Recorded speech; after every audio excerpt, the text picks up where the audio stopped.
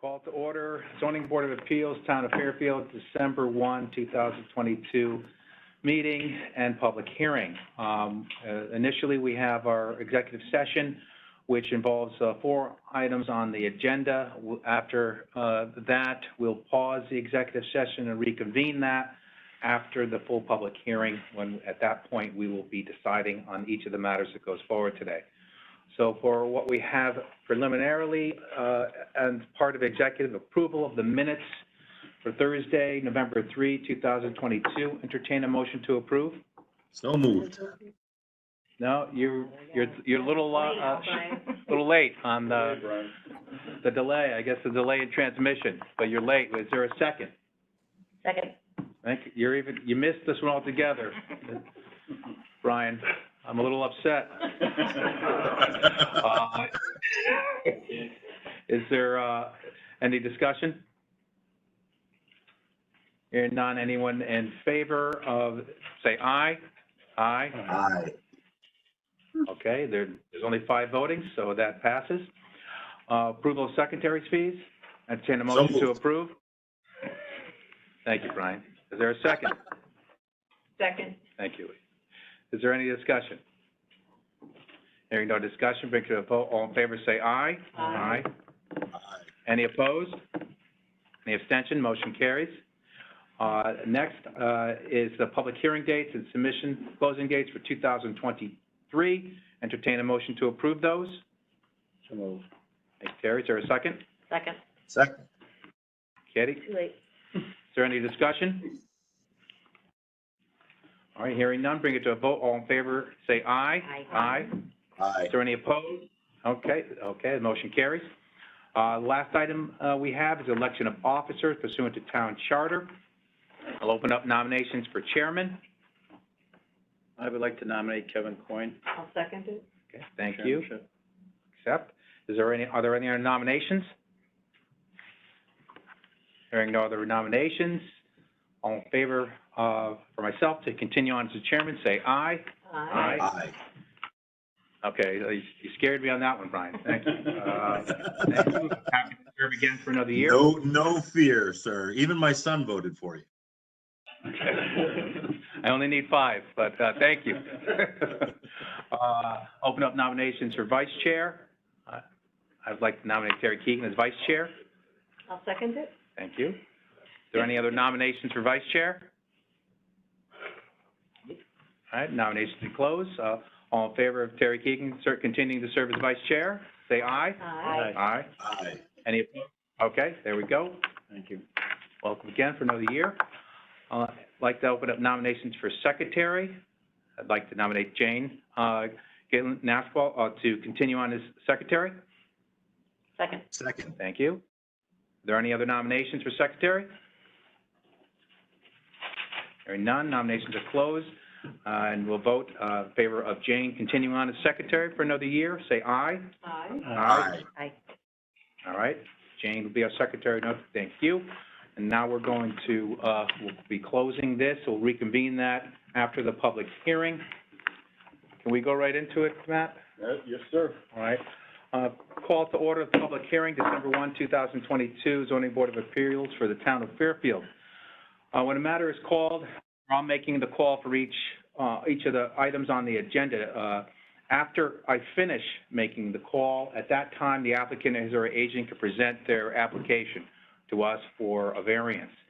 During your presentation, I emphasize during your presentation, that is for the time for you to submit anything that you want us to consider, photographs, petitions, to show us plans or maps, anything that you want that's, to be done during the presentation and only during the presentation. After the applicant's presentation, I will then invite anyone who's interested in that particular application to also speak. Whether you're here present, you would come forward to the microphone, podium, or whether you're remote. I'm going to give everyone an opportunity to speak. I first ask if there's anyone in favor of the application to come forward and speak. If there is anyone in favor, they will speak. Then after they're completing, or if there's no one in favor, in addition to the applicant, I will then invite anyone who's opposed to that application to come forward and speak. When I say come forward, again, I mean coming up to the podium if you're present here at the town hall, or to let me know by speaking up, raising your hand, or giving us some indication if you're remote that you have a comment, whether you're in favor or against, and make sure that you're heard here for the public hearing. If there is any opposition, then I will allow the applicant or his or her agent to comment or address those opposition points. And I want to stress to the applicant and his or her agent, that is a time for a rebuttal. It's not a time to restate your application, but a time for rebuttal only. Second, the meeting is being taped, and I say that, and I want to remind you, I emphasize certain things, and I emphasize an order of how we're going to go about things and when you can present things to the chair or the rest of the board to be considered, and it's during your presentation, okay? Because it's being recorded and it needs to be clear, and we need to make sure we can understand the tape later on. So if someone has an issue, if they have to appeal, we ought to have a proper record that's created. Also, only one person can speak at a time, and anyone who does speak must either come up to the podium, the microphone, give your name and address, or if you're remote, give us your name and address after I've introduced you to speak. We welcome the comments of anyone who's interested. However, I will exercise my discretion as the chair to restrict your comments at any point, at any time if you're too far off the point. Just remember when you're making your comments to what the focus of the Zoning Board of Appeals is. It relates to regulations and people seeking a variance of those particular regulations for that particular piece of property. Applicants and interested persons can remain in attendance after our public hearing. We probably will take a short break. This is a long docket to give the board up here a little breather to get up and stand around, get up, walk, and then we'll reconvene. I think it's very important for you to stay if you can, whether you're the applicant or whether you have an interest in it, because you'll then hear there's going to be discussion. At that time, there are 5 voting members. One is going to be remote, Mr. Avallone, but we will have a discussion on many of the applications. And some of the things that are said, you know, when you have a certain position on an application, you might understand why we're voting in the way we do. And I think it's helpful for the public to understand that instead of just finding out later what happened when they don't understand what happened here at the hearing and what happened during our discussions. So I think it's very important. However, there's no penalty if you can't stay. Don't worry about that. No one will take that one way or the other, but you can call the zoning office to find out what was decided. But if you can't stay, I think it's very important. If an application for a waiver is granted, it's not going to be valid until it's recorded. To have it recorded, you need to send a check made up at the town of Fairfield, the amount of $60, and send it to the zoning office Wednesday or later following the meeting, which allows for proper recording. Any waiver involving construction, whether it's a new dwelling, addition, or an alteration, will require an as-built prior to issuance of certificate of zoning compliance and a certificate of occupancy. Mr. Decker, did we have any continuances today? None, Okay. Mr. Chairman. All right. All right. So you loaded us up in December, so it's a nice holiday present for the board to consider today. We had a late November. Yes, we did. We did. It's all fair, all good. Now let me get my notes. All right.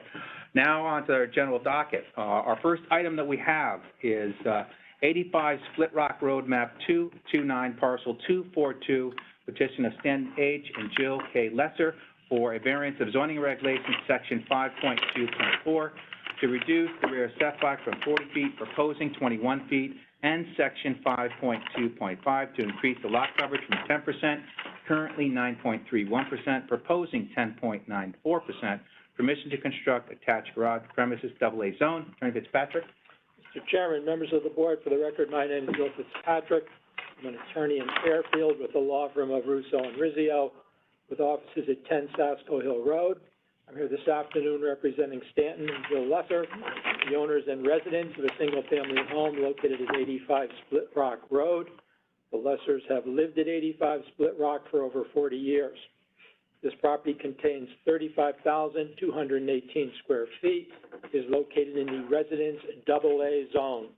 The Residence AA zone requires a minimum lot area of 1 acre, or 43,560 square feet. Since this lot is 35,218, this property is a legally non-conforming lot. The intent of the applicant is to construct a two-story detached garage proposed to be located at the end of the existing driveway in the northerly corner of the property. Proposed garage will accommodate two vehicles and will include a second floor to be utilized primarily as a music room. To that end, the applicants are requesting a variance of section 5.2.5 to allow an increase in lot coverage from 10% to 10.94%, and a variance of section 5.2.4 to reduce the rear setback from 40 feet to 21 feet in order to permit the construction of the proposed new detached garage. The legal test for the granting of a variance is set forth in the Smith case, 174 Connecticut 326, 1978 case, which states, quote, regarding hardship under general statutes, section 8-6, parens 3 and parens, the local zoning board may grant a variance for two basic conditions in that. One, the variance is shown not to affect substantially the comprehensive zoning plan, and two, adherence to the strict letter of the zoning regulation is shown to cause unusual hardship unnecessary to the carrying out of the general purpose of the zoning plan, end quote. First part of the test, the substantial effect on the comprehensive plan is met here, where the proposed use, a detached garage, is a permitted use in the residence AA zone. The second part of the test, that adherence to the strict letter of the zoning regulation is shown to cause unusual hardship unnecessary to the carrying out of the general purpose of the zoning plan, is satisfied as well by several factors. The first factor for the board to take into account in evaluating this application is the fact that the property is undersized. The property contains 35,218 square feet. In the existing zone, residence AA requires a minimum lot area of 43,560. The property was part of a subdivision approved by the Town Plan and Zoning Commission on December 3rd, 1948, and was rendered legally nonconforming by subsequent rezoning of the property by the P&Z Commission. The appropriate zoning classification for a lot of this size, 35,218, is the R3 zone, which has a minimum lot area requirement of 20,000 square feet. The coverage maximum per the zoning regulations for the R3 zone is 15%. The proposed coverage here of 10.94 is well below the appropriate coverage maximum of 15% for a lot of this size. In addition, the proposed coverage overage of 0.94%, less than 1%, constitutes approximately 331 square feet. This proposed coverage overage, I submit, is not significant in the context of a lot of this size. The second variance request is a reduction in the rear property line setback from 40 feet to 21 feet. This variance request is necessitated by the unusual configuration of the lot. The northeasterly boundary line of the property is 118.89 feet, while the southwesterly boundary line of the property is 181.93 feet. This trapezoidal configuration of the property results in a limited depth of the property at the point that the proposed garage is to be located. The garage cannot be feasibly located elsewhere on the property, given the location of the existing driveway at the northeasterly side of the home. If the property were a rectangle containing the same frontage and area, the variance request would not be required. The construction of the attached garage does not constitute an overbuilding of this property.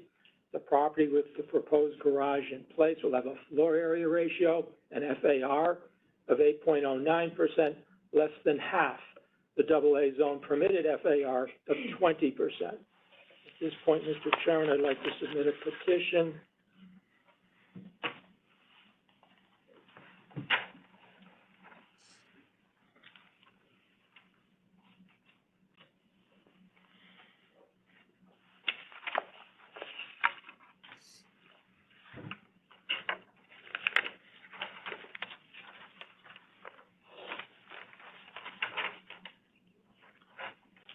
As you can see from the petition, all possibly affected neighbors have indicated they have no objection to this application. For the reasons I've outlined, I'd request this application be approved. Approval of this variance request will permit the construction of a detached garage in a manner which will have virtually no impact on neighbors or the neighborhood as a whole.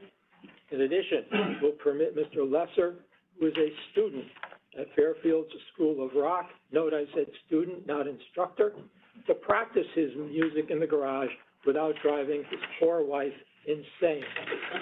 Mr. Lesser is here with me this afternoon. You may recognize him as he has served as the town attorney for some 8 years. He and I would be happy to answer any questions the board may have. Thank you for your time. Thank you, Attorney Fitzpatrick. Any questions? Yeah, is he any good? Matter of opinion. That is a matter of opinion. Any other questions? Okay. Is there anyone who wishes to speak in favor of the application? Is there anyone in opposition to the application? All right. No other questions, no other comments. I'm going to close the hearing on 85 Split Rock Road. Thank you. Thank you. Put your guitar. Number two. Number two is 117 Churchill Street, map 130, parcel 428. Petition of Paul H. Hughes for a variance of the zoning regulations, section 5.2.5, to increase lot coverage from 30%, currently 42.6%, proposing 43%. Permission to legitimize an increase of open porch and steps for egress, premises B zone. Attorney Fallon? Thank you, Mr. Chairman, members of the board.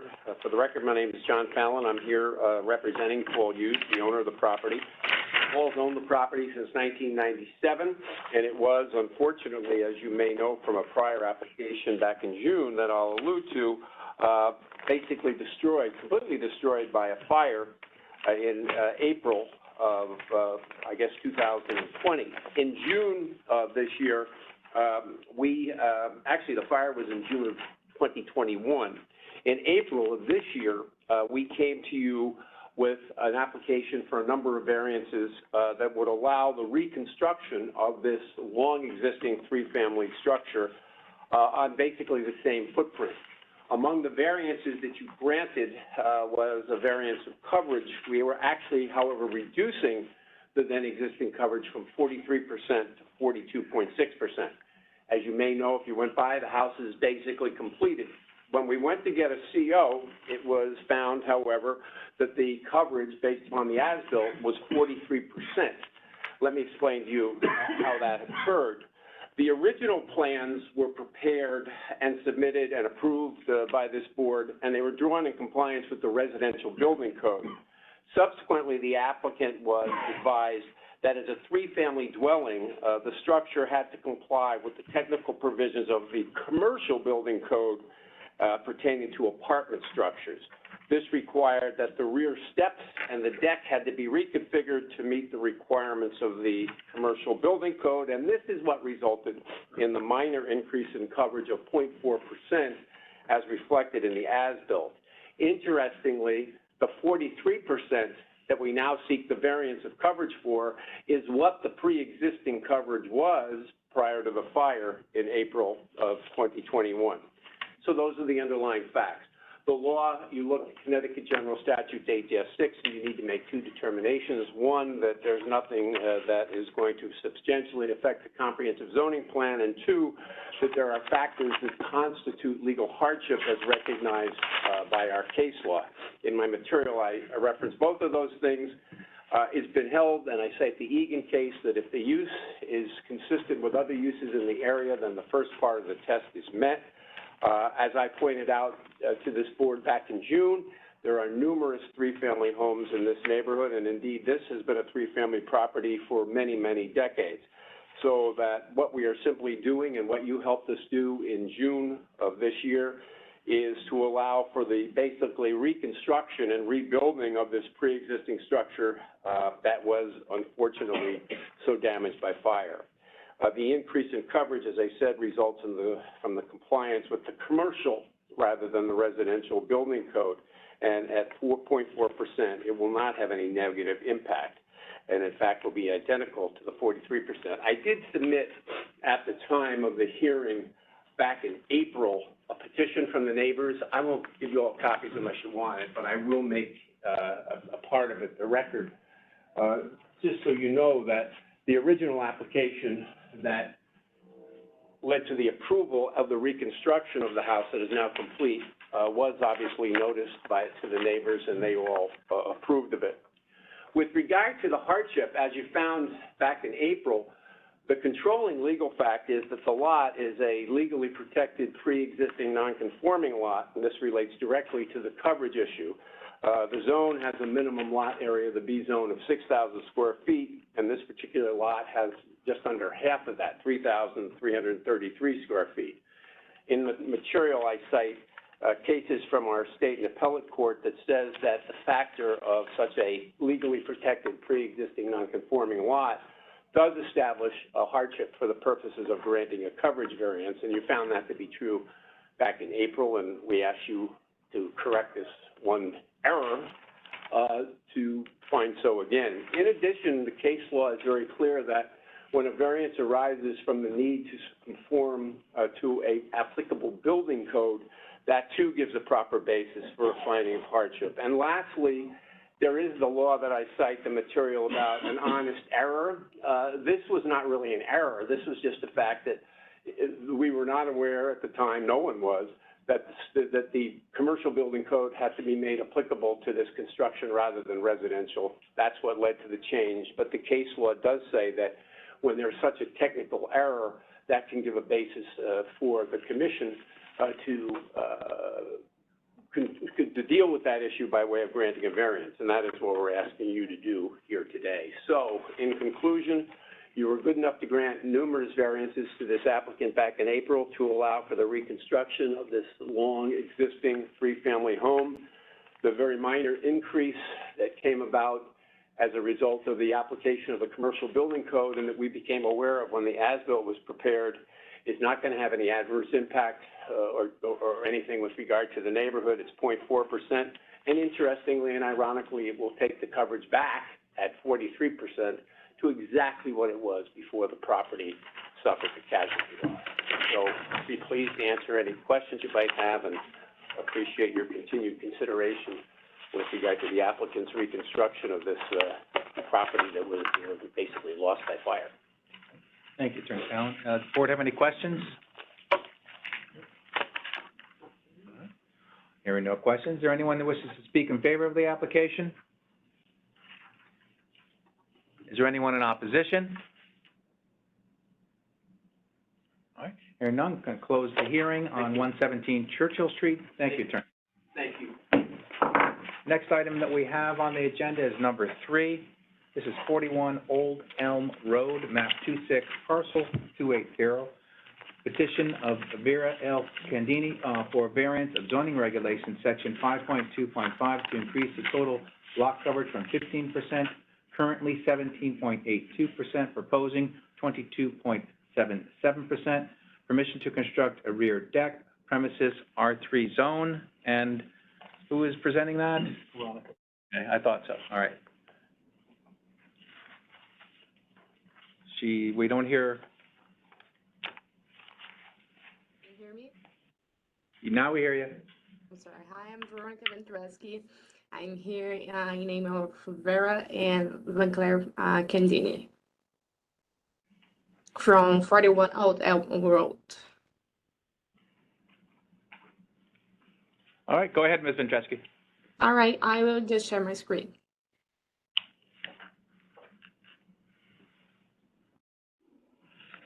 Just a minute.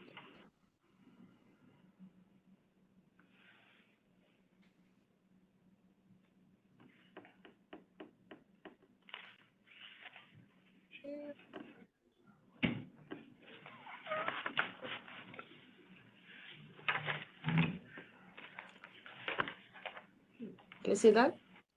You can hear. Yes, we can. All right, awesome. So I'm gonna quickly explain about the zoning regulations, existing condition, proposed alterations, and the hardship. Regarding to the variance and zoning regulation, in order to build a new deck, we are requesting a variance of the zoning regulations of section 5.2.5. The zoning is R3 and it should be 13% lot coverage and total floor area should be 30%.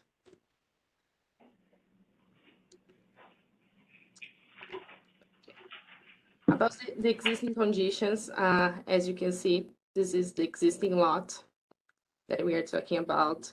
And right here is the place that we were planning to build the deck. Regarding to the alterations, at first we would like to say thank you because you guys have already approved two variants. One was for the front porch and the other one for the second floor. So here's the final results. Thank you so much. And now since they could accommodate everything inside, we're looking for outdoor. So here in the back of the house, since we need to build an access from the kitchen right here, so we need the stairs. They are looking for to build actually a deck right there.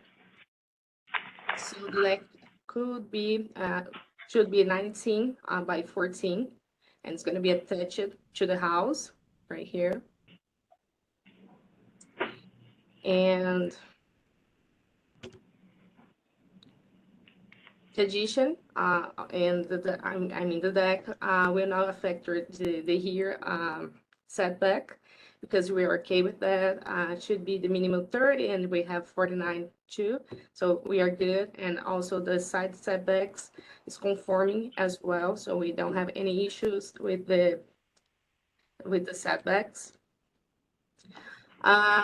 But since the deck is 209 square footage, it's going to be considered as new, so we will increase the lot coverage. It's currently 15%, and should be 15% the minimum, and we are planning to change to 18.79%. And regarding to the hardship, since the house was built in 1941, the code has been updated several times, and as you can see in the Appendix B, which means that unfortunately the current house is not considered is considered non-conforming.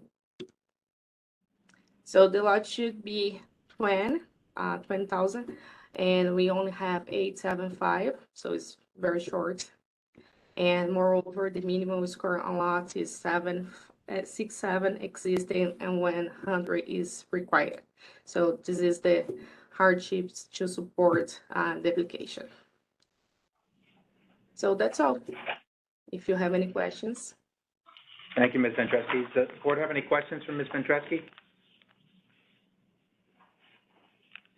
Just, Ms. Ventreschi, just to make it clear, the variance, you said something in your presentation of 19%, but it's 22.77%, correct? Yes, correct. I'm sorry. Okay. Mm-hmm. All right. Don't get scared when I ask questions like that. It's just, because I'm reading off of the request. So. All right, thank you. All right. Any other questions? All right. Anyone wish to speak in favor of the application? Is there anyone in opposition to the application? All right. Hearing no other comments, we're going to close the hearing on 41 Old Elm Road. Thank you, Ms. Ventreschi. All right, thank you. Just make sure she got that. Okay, our next item is number 4, 205 Autumn Ridge, map 24, parcel 47. Petition of Linda S. and Jean A. Koski for variance of the zoning regulation section 5.2.5 to increase the lot coverage from 15%, currently 16.02%, proposing 16.39%, permission to construct a side deck and to legitimize a previously built rear deck. Premises R3 zone. Linda, is that you? Yes, I'm Linda Koski. Okay. And my husband Gene and I live at 205 Autumn Ridge Road. We bought this property 3 years ago from an LLC. We found out when we applied for this, when we started this process, that our existing deck does not have a town permit. and that we are slightly over the 15% allotted, structure coverage. So we need to legitimize the existing deck, and, which is, currently we were 1.02 over the 15% that we are allotted, 16.02. We want to create a side deck that goes from our kitchen door to our rear deck, which would make life a lot easier. And I have packages from our, neighbors and a picture of the side that we want to do this on. So I should hand these out first. Yeah, sure. Either way. Thank you.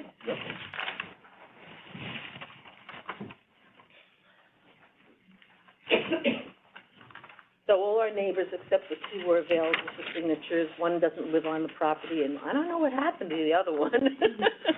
She just wasn't available a lot. And the picture shows the side of the house that the deck would go on. And we'll be increasing the structure on the property by 0.37, basically a third of 8%, to an increase of a total property coverage of 15.39. And I think that's it. All right, Thank you. Thank you, Ms. Anybody have any questions? Thank you, Ms. Kosky. Does the board have any questions for Ms. Kosky? Hearing no questions, move it on to see if there's anyone that wishes to speak in favor of the application. Is there anyone in opposition to this application? 205 Autumn Ridge. Hearing nothing, we're going to close the hearing on 205 Autumn Ridge. Thank you, Ms. Kosky. Thank you for your consideration. Our next item that we have is number 5, 519 Naps Highway, map 42, parcel 550, petition of Sophia Alexovich for variance of the zoning regulations, section 5.1.1, to reduce the lot size for a two-family dwelling from 9,000 square feet, proposing 6,952 square feet, permission to construct a two-family dwelling, premises B-zone. Okay, Yes. go ahead. Yep. Good afternoon, Mr. Chairman and fellow commissioners. My name is Sophia Alexovich. I'm a teacher in the Norwalk Public School District, and I have been a Fairfield resident my entire life. I currently reside at 519 Naps Highway. My property is located in the residential B zone, which is one of your multifamily districts in town. My home was built in 1920 with a detached two-car garage. My property is 6,952 square feet with a number of two-family dwellings in my neighborhood. I would be seeking a reduction in lot size to construct an attached second dwelling. I am seeking a variance to reduce the lot size for a two-family dwelling from 9,000 square feet to 6,952 square feet. As you can see from my survey, I would not be seeking any other variances and would construct a two-family dwelling so as to comply with all the other regulations for setbacks, lot coverage, and total floor area. I would also be able to provide the required 4 off-street parking spaces for the 2 units. I am looking to stay in character with the neighborhood and provide a separate living space for my mother, who is a cancer survivor. The state of Connecticut has created additional regulations to help neighborhoods like mine with their new ADA guidelines of allowing accessory detached dwellings. Unfortunately, Fairfield didn't adopt that regulation in all of the town's residential districts. My district will only allow it to be attached to the primary dwelling. If constructing the attached accessory dwelling, it would be smaller than the primary dwelling, but would still require 2 parking spaces and would not be in the character of the surrounding neighborhood. I've reached out to all of my neighbors and they support my application. I have copies of my petition.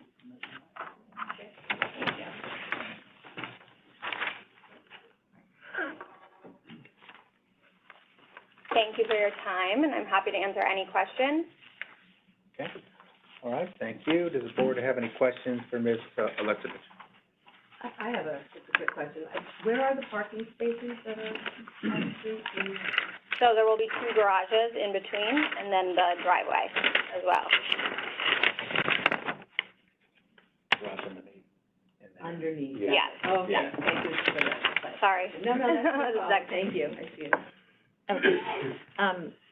Did you consider, rather than applying to make this a two-family home, make it an accessory apartment, like an in-law apartment style? Yes, so that's what I had mentioned. I did consider that, and, like Fairfield did not adopt the regulation of the attached dwelling Right. to the primary dwelling. So it would have to be smaller than the residential, so it wouldn't be the same amount of space. Okay, I'm not familiar with the regulations on in-law apartments, so one has to be owner occupied and the other. So if that could be an option, it could be attached, but it could be an in-law, Could be, yes. an in-law apartment. It would be, it's capped at a, 1,500 square feet, Even an attached in-law. yes, yeah. So, as you were saying, just Right. in regard to And size. what would this be? What is the square footage again on the one you want to build? They would be the same square footage on both sides. Some survey? Yeah. Yes.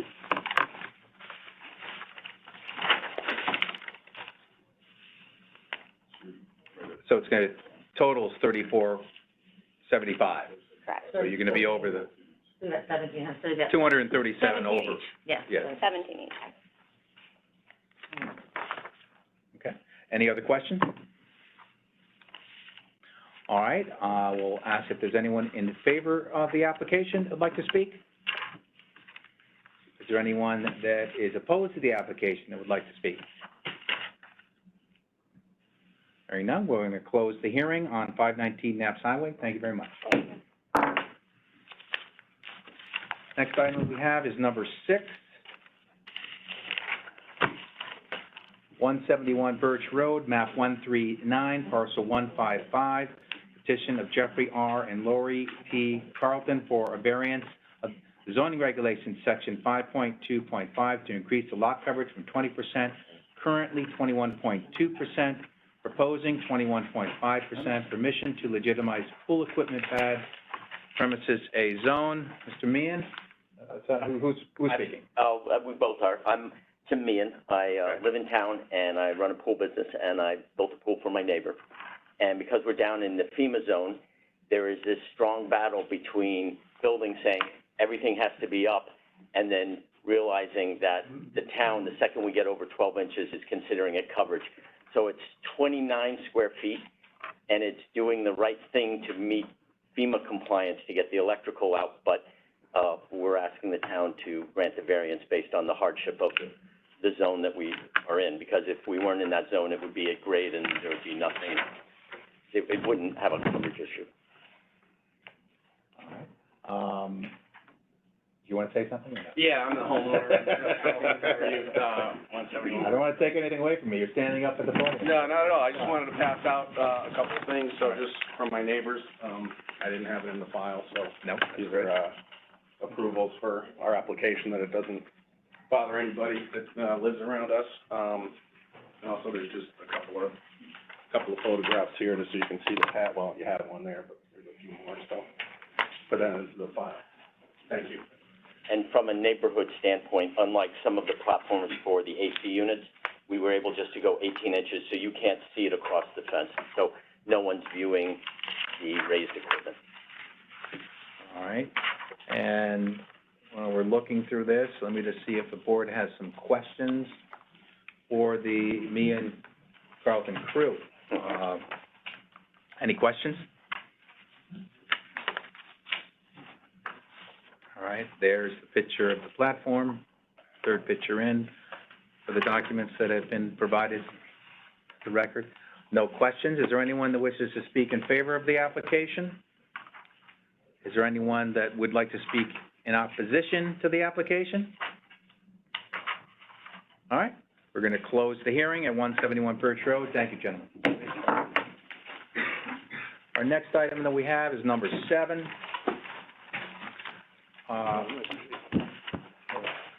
We'll jump in the gun, attorney. Turn Rizzi up.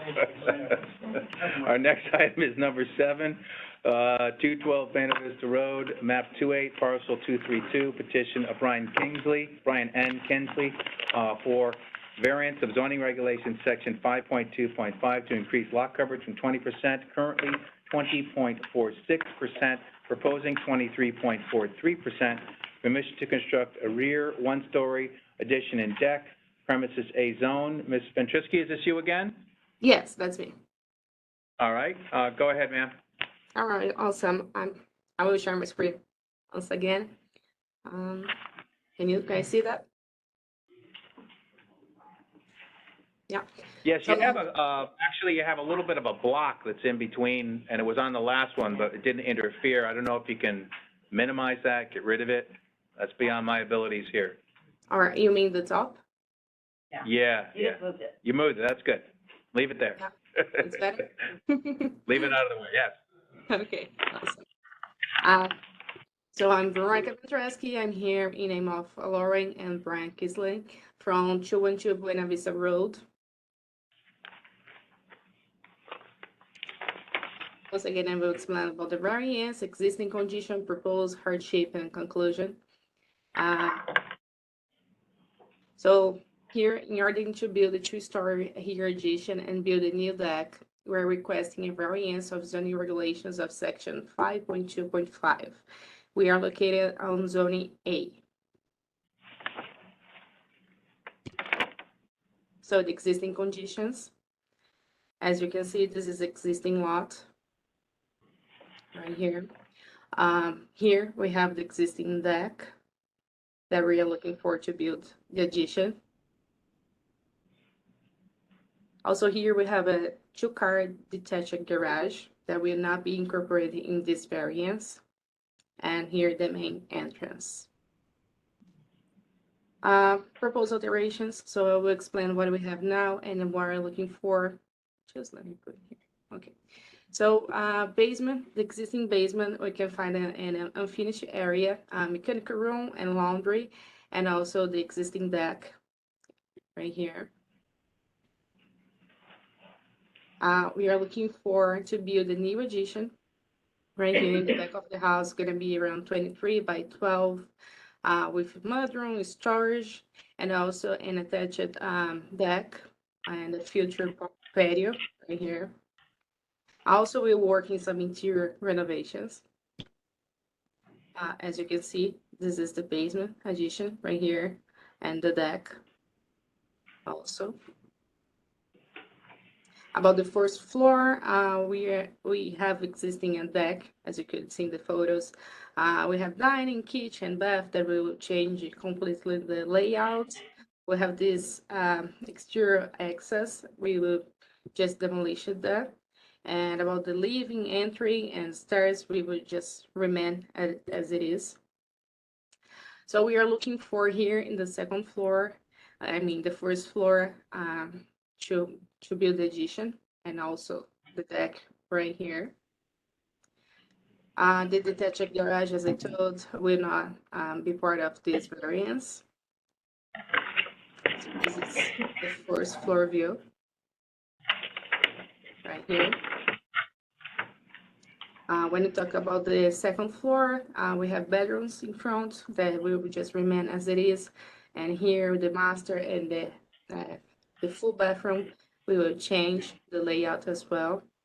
And since we have the first floor, we'll follow the first floor addition footprint, and we will extend the master and also build a full bathroom right here.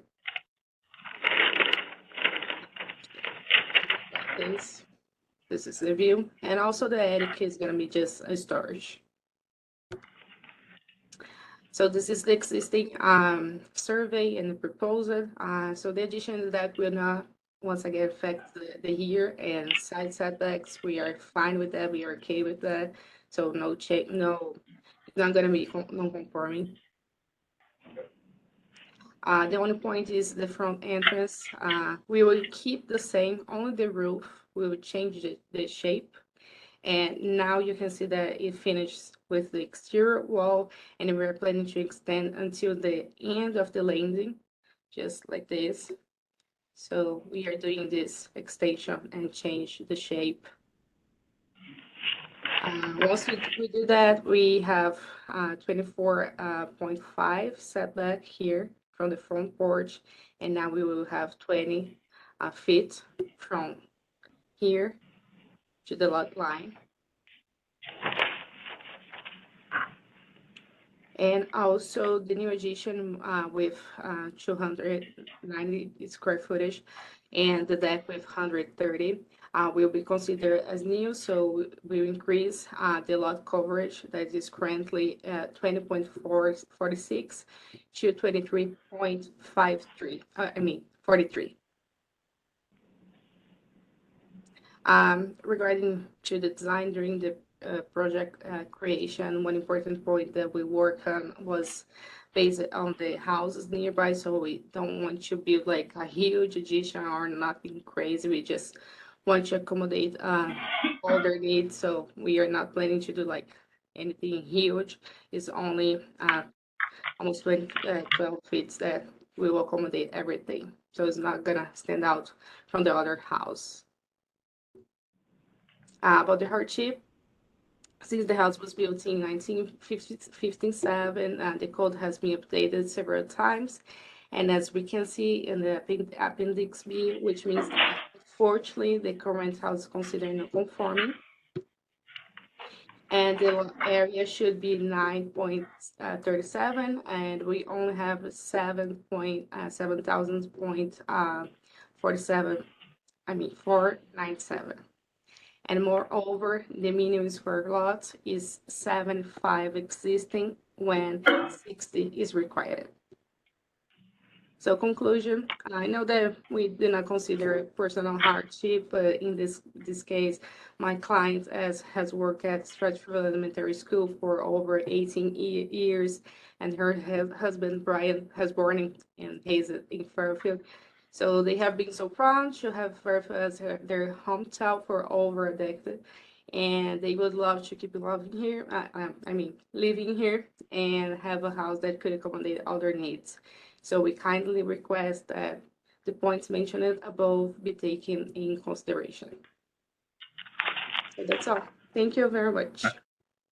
Thank you, Ms. Ventreschi. Does the board have any questions for Ms. Ventreschi? Hearing no questions, is there anyone that wishes to speak in favor of the application? Is there anyone in opposition to the application? Okay, we're going to close the hearing on 212 Buena Vista Road. Thank you very much, Ms. Ventreschi. Thank you, appreciate it. Our next item is number 8, 2081, 2082, and 2088 Fairfield Beach Road, map 234, parcel 63 and 69, petition of Kemsco LLC and Scott Lipstrue and Jessica Golden for a variance of zoning regulations, section 11.13.2, to reduce the street line setback from 25 feet, proposing 16 feet, and section 11.1.4.1, to allow for the upper floor to be finished with plumbing fixtures, premises to construct a detached garage with a finished loft, premises BD zone. Maurizio, go ahead. Almost got through a meeting without listening to your directions, but we're getting here. Chairman, members of the commission, my name is Raymond Rizzio, and if I can ask the chairman, I think it's probably best if we hear the next if I can present the next application with it, because it's a change of the 2 lot line. That was going to be one of my questions, because when reading it and looking at the materials, I thought that made sense. So the presentation will be covering both agenda number 8 and agenda number 9, which is 2087, since it's right next to 2088, Fairfield Beach Road, map 234, parcel 70, petition of Kemsco LLC for a variance of zoning regulations section 11.3 to reduce the lot size from 9,375 square feet, currently 7,269 square feet, proposing 5,003 square feet, permission to do a lot line revision, premises BD zone. Presenting them together seemed appropriate when I was reading it, because you need both. You need it all. Exactly. And actually, Chairman, members of the commission, my name is Raymond Rizzio. Happy to be before you tonight representing Semsco LLC, and Jessica Golden and Scott Lipstro, who are actually the owners of both properties.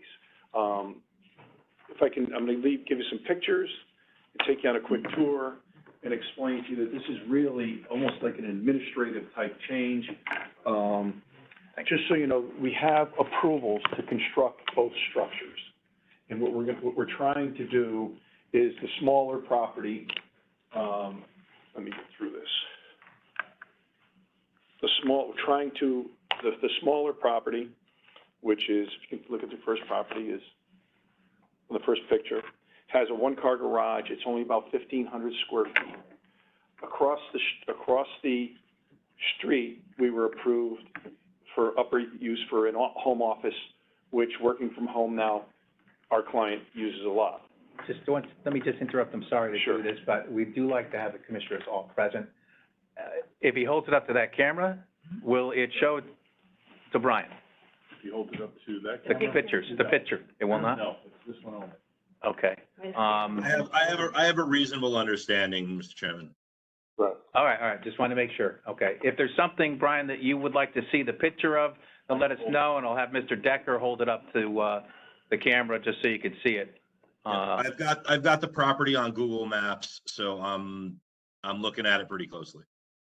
All right. So 2081 and 2080 are the smaller property. Like I said, that's their primary residence. They've lived there for a while. And it's very small. The commission was nice to allow, even though it's a one-car garage and really parking limited on the other side, that they, across the street, they have an approved for an office. They also own the bigger property at 2087, 2088, which is this property, which is about 3,000 square feet. That property is parking for 4 cars in the front, has plenty of space to live and occupy it. And we received an approval across the street to do a garage, so they had a one-car garage with an office above. They would like Scott and Jessica would like to make this their permanent home, and what they would like to do is basically change the lot lines so that they'll have now 2 one-car garages across the street, with continuing to have the office, build the same garage that was approved, however, have that more for entertainment because of their house being small. So they'll have an upper floor, no kitchen, same restrictions. Interesting enough, there's no new construction that's any different than we have permission for, so there's no increase in coverage, if you'll realize, and there's no increase in square footage. It's basically saying, instead of having a one-car garage for each of the houses, they'll be able to have a 2-car garage for the smaller structure, which contain an office and some entertainment facility. They have, if you take you through the pictures, you'll see that there's plenty of room up front. You'll see the difference in the 2 sizes. One of the things that's very important, and I'll show you, is they really decided to make Fairfield their home. They've done a tremendous job of cleaning up the creek side. And if you can note, this is basically the picture to the left facing you is what the creek side looked like before they did all their work on the bulkhead. So, and the picture to the right is the way it currently exists now. So as you can see, they have a nice lift there for a boat. They have a nice entertainment area, and basically, but for the lot line change, nothing is different. And in fact, what we do is we make the smaller lot more conforming because it'll be over 5,000 square feet. It'll be 7,500 square feet. So it's really just a balancing of the land, the structures that have already been approved, but giving the ability for their primary residents to have 2 spots that they can park inside, with plenty of parking on the site next door. Additionally, they have been to all of their neighbors, and have signed petition from all their neighbors supporting this change. We think it's a drastic improvement to the site. The other minor setback, the other issue that came, which was bringing the building slightly closer to Fairfield Beach Road on the 2088 property, is, if I can show you on the map, as you know, Fairfield Beach Road runs at an angle there. So what they've had to do is to tilt the building, even though, as you can see, it's more like a parallelogram than a straight square. So what they've done is, to make it run consistent with the building, they've had to put the nose closer to the building, and that's why you have a 16-foot setback. But in the end, we believe this hardship is one that is just generally created out of the fact that there's a change in these lot lines.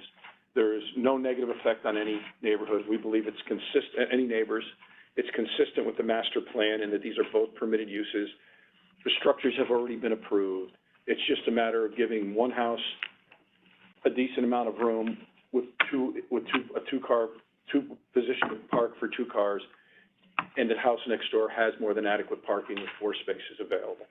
Balances out the 2 uses and the 2 sizes of the building, but given the fact that we're changing the lot line, requires these variances. Keep in mind, what I think is the most important, that there's no increase in coverage. Neither of these variances required today will allow any more square footage to be built. And it basically is in keeping with what's been granted around there, and a continued improvement of the Creekside properties as you move down Fairfield Beach Road. Most importantly, with allowing primary year-long residents to enjoy the area with, proper-sized homes rather than squeezing in as many kids as we can. That's my presentation. As I said, from a hardship perspective, there's no negative effect. It's consistent with the master plan, and it's driven by these uniquely small properties that are on uniquely shaped angles. And I'd be happy to answer any questions. Thank you. I tried to make it as clear as possible, but I think hearing these 2 applications together made it a lot easier to understand what we're trying to achieve. Yeah, so just so it's clear for you, have the 287 is the larger house on Correct. on Long Island Sound side. Correct. 288 is that proposed, that you angled, that you showed the trapezoidal Correct. shape. And then you have the existing, which is the smaller, that's 281 and 282. Correct. So 281 and 282 will end up with the 2 structures that have been approved. 288 will not have a structure on the other side of the road. 287, will not have a structure on the other side of the road, but has adequate parking and adequate size on the beach side of the property. Okay. All right, any other questions for Attorney Rizzio? I just want to make sure that Attorney Russo's not going to get in trouble for displaying those pictures on the screen, because I know that's outside of normal protocol. He put them up nicely for me. I saw the stock dip in CVS. Thank you. I hope not. Chairman has yelled at me No, for lesser infractions. I never yell, but no, that's appropriate. That's why I opened up to show it, Thank you. to make sure we could see it. Any other questions? I do. Yeah, Could you just of course. clarify the lot line change? Yeah, so it's easier to see here. Also, one thing I didn't show you, I'll just take a minute, the quality of what the construction on the other side. So they've really upgraded the facility to have parking, to have the right outdoor spacing, and like I said, it's basically one room above the garage. So what's gonna happen is, I'll turn this around, currently, the lot line goes down the middle here. The lot line, so you have, and these 2 structures have been approved. What's the matter, buddy? What will happen is, the lot line will now be L-shaped Oh, easy. to here. This still is the larger of the 2 lots. We increase the size of this lot and then have 2 one-car garage structures. The beauty of this also is by placing the building this way, as you'll note, we get rid of a curb cut on Fairfield Beach Road, which is important, which is a desire of the town. And then also, instead of backing in and out, we have the ability to back out of our garage, and then out to the street, versus previously you had to back out to the street. If you notice, a lot of the garages on Fairfield Beach Road are close to the street, face the road, and many of them don't even have room for a car in front, between the street, between the pavement and the garage. In this instance, we have the ability to negotiate terms out of either garage and to come out of that area, which is very tight, face first. That make sense? Thank you. You're welcome. All right, any other questions? Okay, is there anyone that wishes to speak in favor of the application? Yes, ma'am. Set up. Give us your name, please. Hi, my name is Patty Zecchi. I'm a resident of 1791 Fairfield Beach Road and have been for 25 years. So I've watched the progression of what's happened down there for 25 years, mainly the 10 years after Sandy. I've known Scott and Jess since just about the day they moved in. They're lovely people. I do agree with the adjustment of the lot lines. I think it'll be a great improvement to that end of the street, especially given that that is part of the street that's only 13 to 15 feet wide. So the proposed change, especially for how you come in and out of the garage, is big in safety to me. It's also down the end of the street where there are many students living, so there's a traffic congestion problem. This will also help that. So overall, yes, I could see why they're asking for that. I have but one question to the commissioners. Given today, I think it's a great idea. I think it's an improvement. However, we never have a crystal ball about future boards, future zoning rules. My only fear is, and Fairfield Beach Road has been a victim of this for many decades, rules change, we ended up with small lots, just a plethora of different things going on down there. We've created a larger lot by doing this on the creek side. Could that ever be broken apart from the residents on the beach side and considered to be a separate lot? That's my only fear. Not with Scott and Jess, that's not their intention, but I'm looking forward. Well, we usually don't take questions, but I appreciate you. Oh, we take questions, you just don't answer them. But You don't have to answer it, but that's my concern. Well, the I can comment that I would- consider it rhetorical. My comment on that, ma'am, would be that we're considering this by our current regulations, Right. and anything we do runs with the land forever. Any changes that go against any of the zoning regs at some time in the future, they'd have to come to this board. So they either have to follow them, or they have to come to this board. So, I can't think of right now, but I think anything you do down at the beach, and attorney, anything you try to do down at the beach, you probably need a variance. I am so well aware of Chairman, that. if I can make it also clear, what would happen is you have two non-conforming lots. The chances of getting three non-conforming lots, I can say pretty I don't think I'll be the person making that presentation. I'd like to be successful or take something that has a chance of being passed. And secondly, that everything everything that is there is non-conforming. So there is no ability to, it really expanded a foot that would increase coverage or I've never seen this commission take two non-conforming lots and allow them to be split into three. Thank you. That was the answer I was looking for. And certainly, even the most creative attorney, Mr. Fallon, Mr. Fitzpatrick, or ourselves, could not figure out a hardship that would manage to get that granted. Thank you. And my other reason is a bit of humor. Scott and Jess are known to throw wonderful parties for the floaters down the creek, and they need more space. Well, I don't know if that's a hardship. Any other people thank you, Ms. Zecchi. Any other people who wish to speak in favor of the application?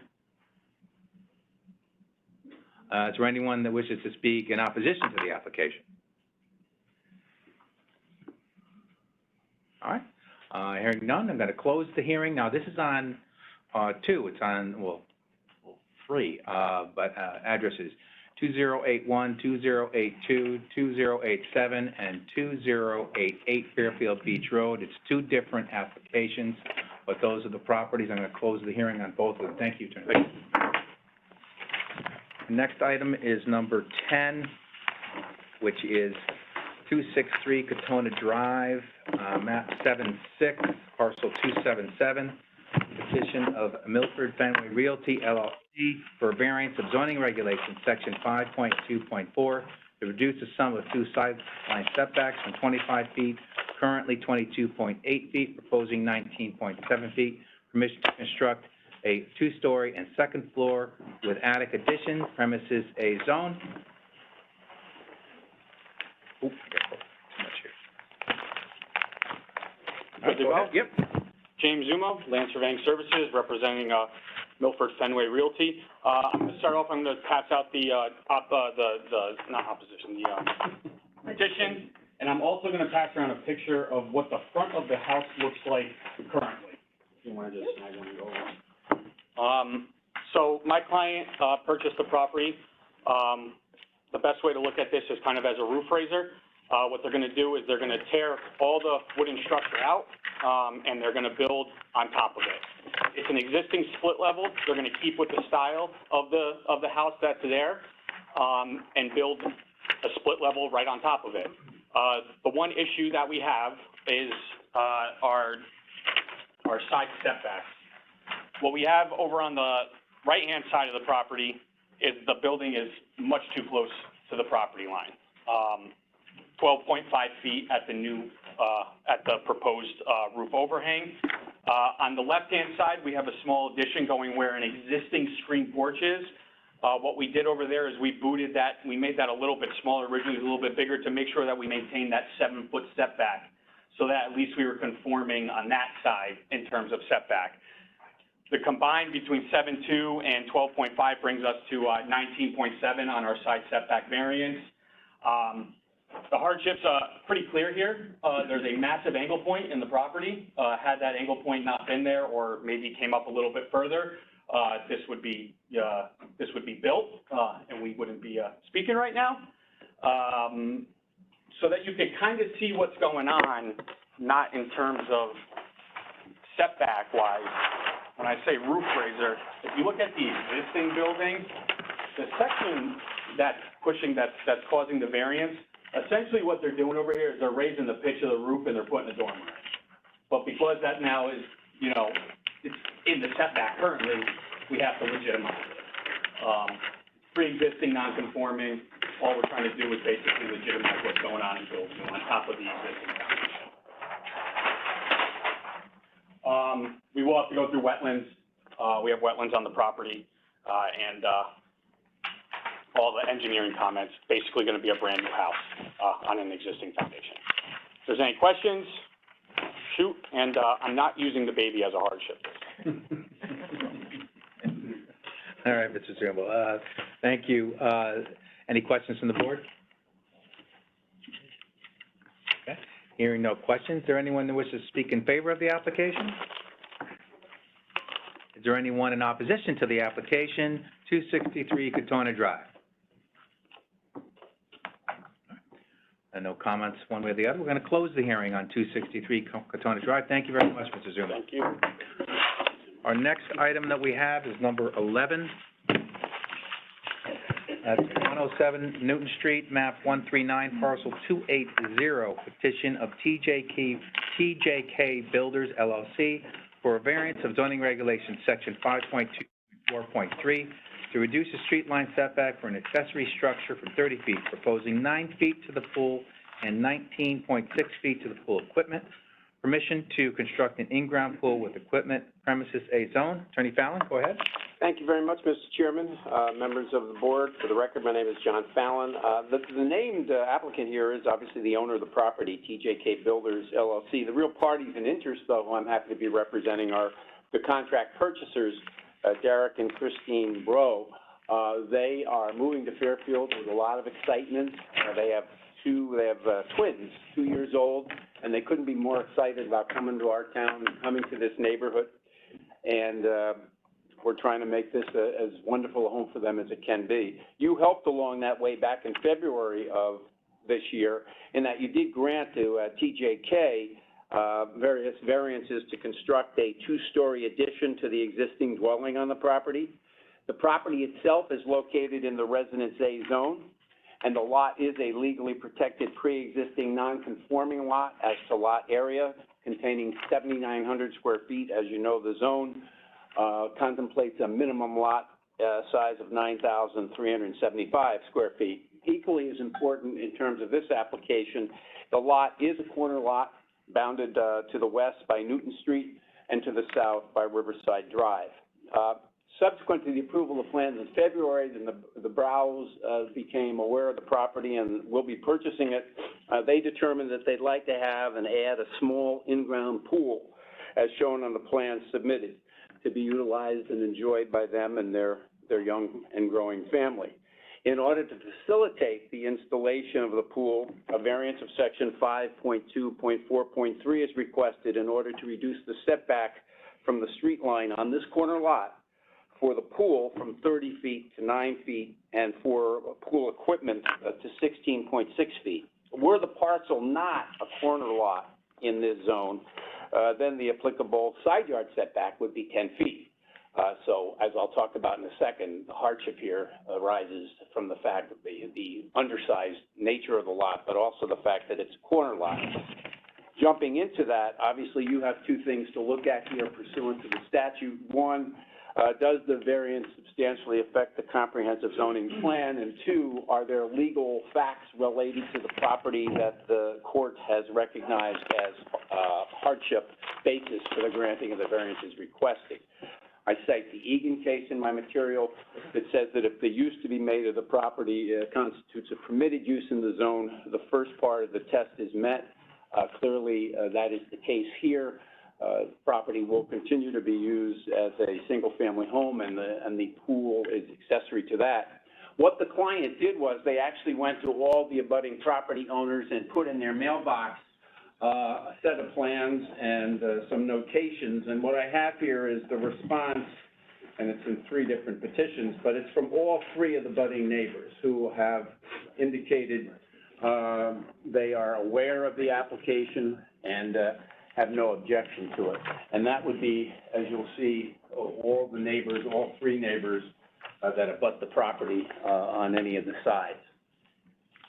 As far as the hardship, as I said a moment ago, the hardship basis really here emanates from 2 factors. One, and most importantly, the lot is a corner lot, bounded by Newton Street to the west and Riverside Drive to the south.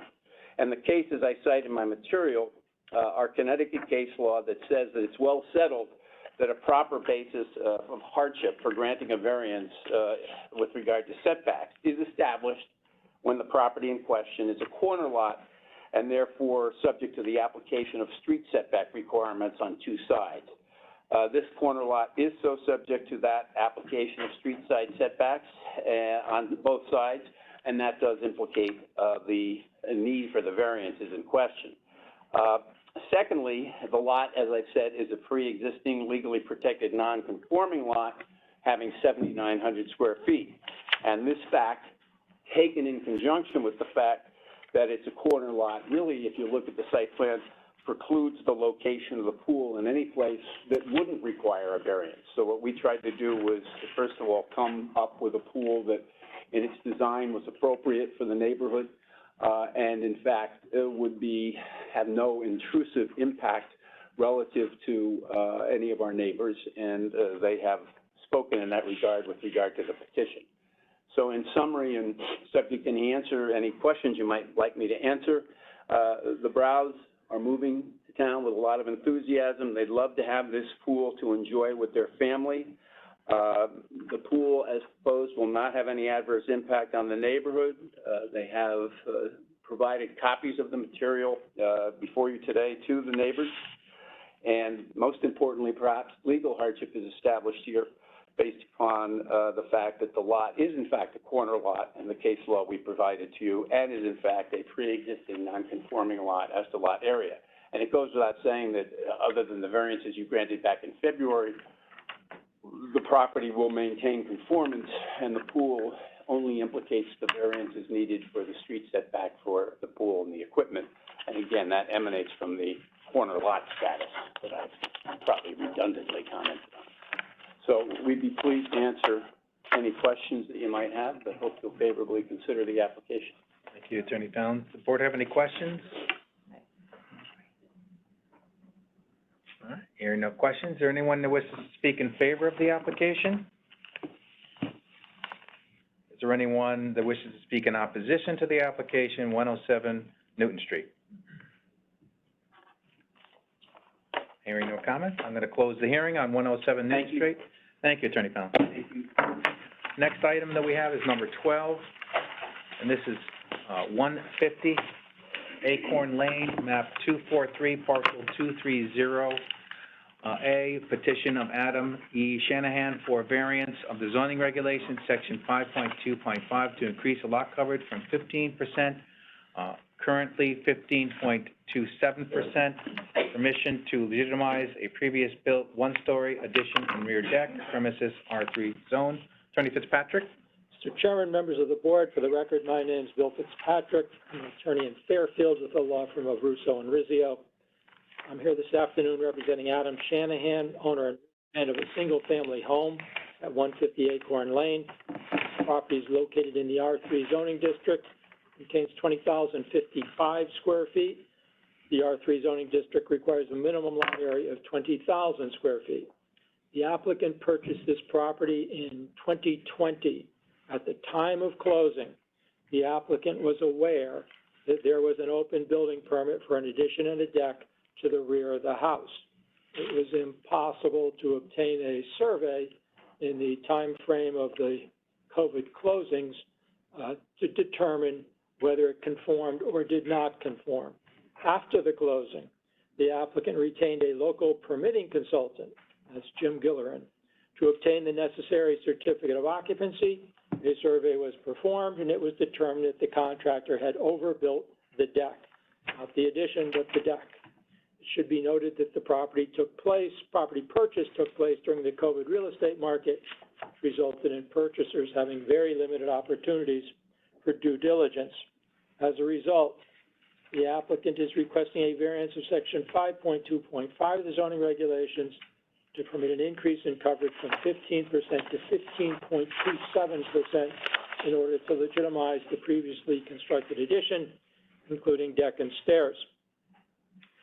The test for the granting of a variance is set forth in the Smith case, 174 Connecticut 326, a 1978 case which states regarding hardship under General Statute Section 8-6, parens 3 and parens, the local zoning board may grant a variance where two basic conditions are met. One, the variance is shown not to affect substantially the comprehensive zoning plan, and two, adherence to the strict letter of the zoning regulation is shown to cause unusual hardship unnecessary to the carrying out of the general purpose of the zoning plan. First part of the test, no substantial effect on the comprehensive plan is satisfied here. For the existing use, an addition and a deck on a single-family home are certainly permitted uses in the zoning district. The second part of the test, adherence to the strict letter of the zoning regulation is shown to cause unusual hardship unnecessary to the carrying out of the general purpose of the zoning plan is satisfied here. I would submit by several factors. First factor for the board to consider is that the overbuilding of the deck as part of the addition did not take place during my client's ownership. It took place prior to his purchase. Second factor for the board to consider is the nature of the overbuilding. It is not an interior living area. It's an expanded rear deck, simply an outdoor deck. Lastly, and most importantly, the coverage overage is 0.27%, less than 1%. This coverage overage amounts to 55 square feet. I maintain that this coverage overage of 55 square feet is a de minimis figure in the context of a residential lot containing over 20,000 square feet. There's no overbuilding on the property. The floor area ratio with the construction in place is 24.18%, where 30% is permitted in the R3 zone. I'd like to submit a petition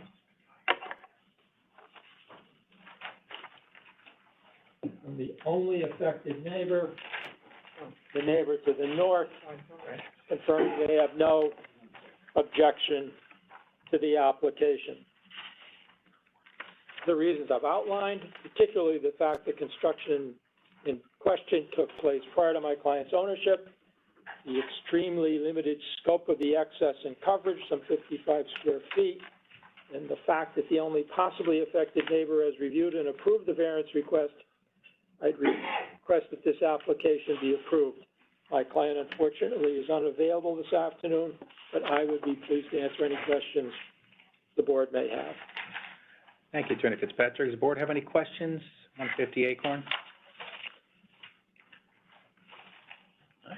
Hearing no questions, is there anyone that wishes to speak in favor of the application?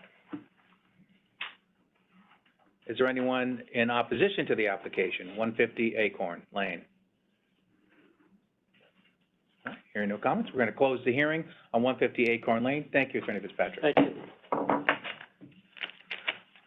Next item that we have is number 13, and this is 831 Black Rock Turnpike, map 79, parcel 332, petition of Hanford Avenue Associates LLC for a variance of zoning regulations, section 5.2.4, to reduce the side and sum of two sideline setbacks from 5 feet and 20 feet, currently 3.8 feet and 20.2 feet, proposing 0.1 of a foot and 16.5 feet, permission to construct a two-story egress staircase addition, premises C zone. Is it Mr. Mills?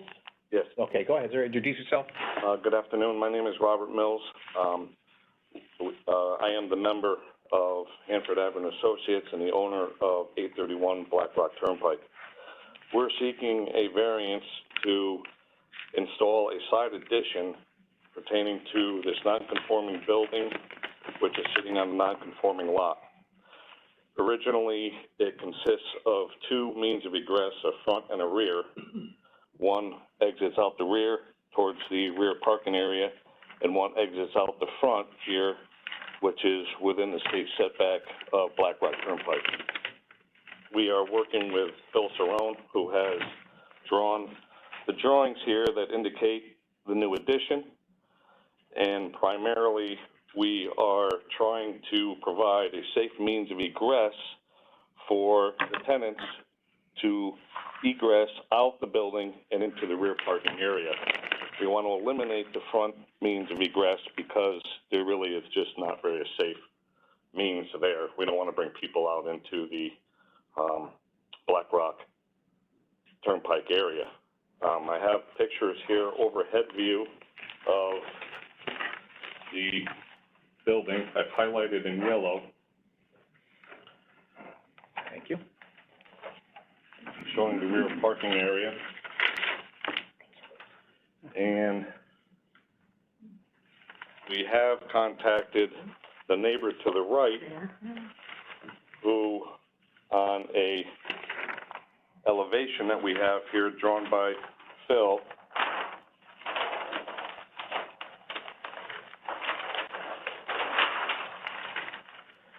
he has seen the plans and has signed our petition giving approval. And his property is the one indicated by the red L on the overhead colored drawing. Thank you.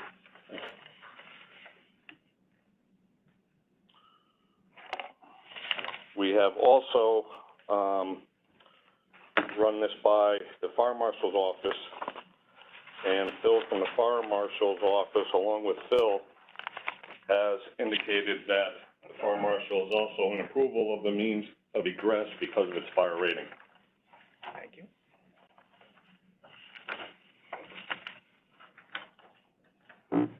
And that is the variance that we're seeking to install this means of egress on the right side of the building.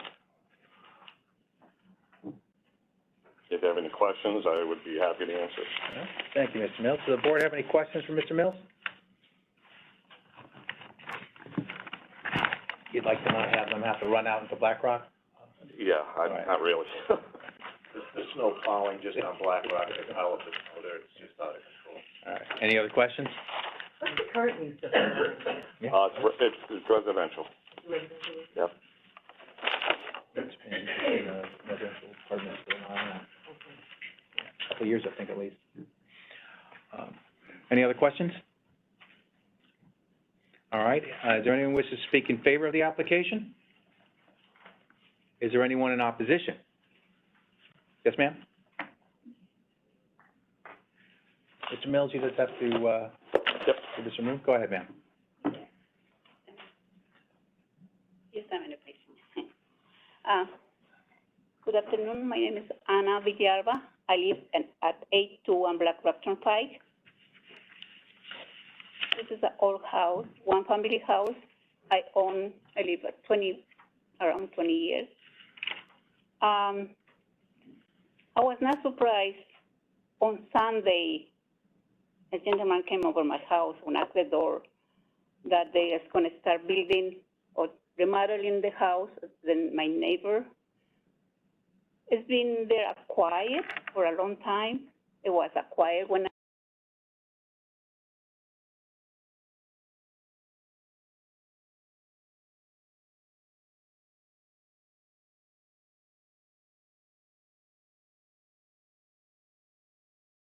I lost the audio, Matt. I can't hear her.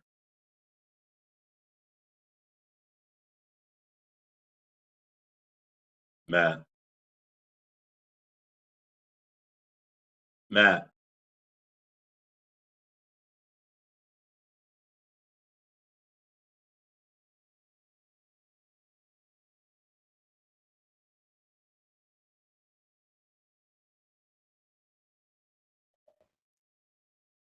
We all lost the audio.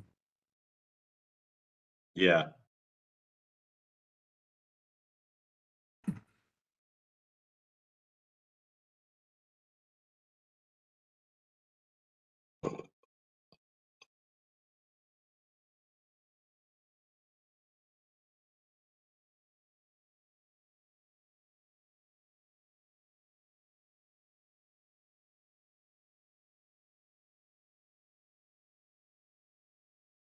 I'm calling Matt now.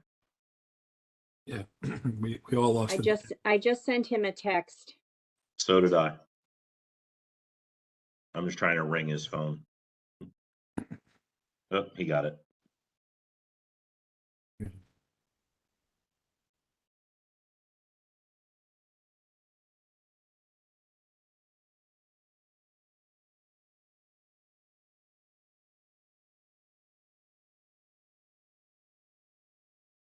Still going, Matt.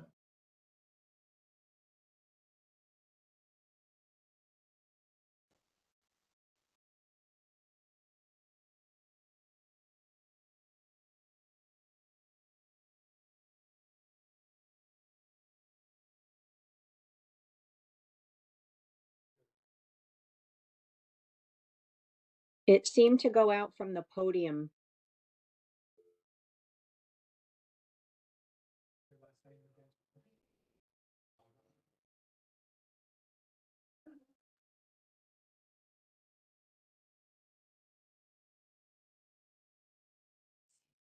Call cannot be completed if dialed. Please consult your directory.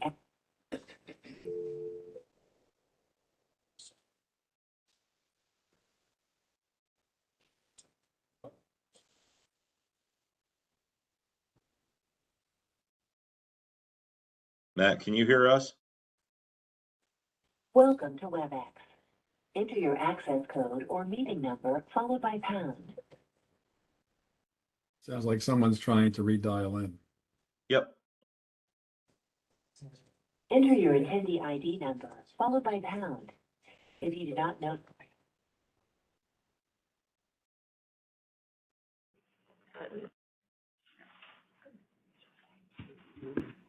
Good.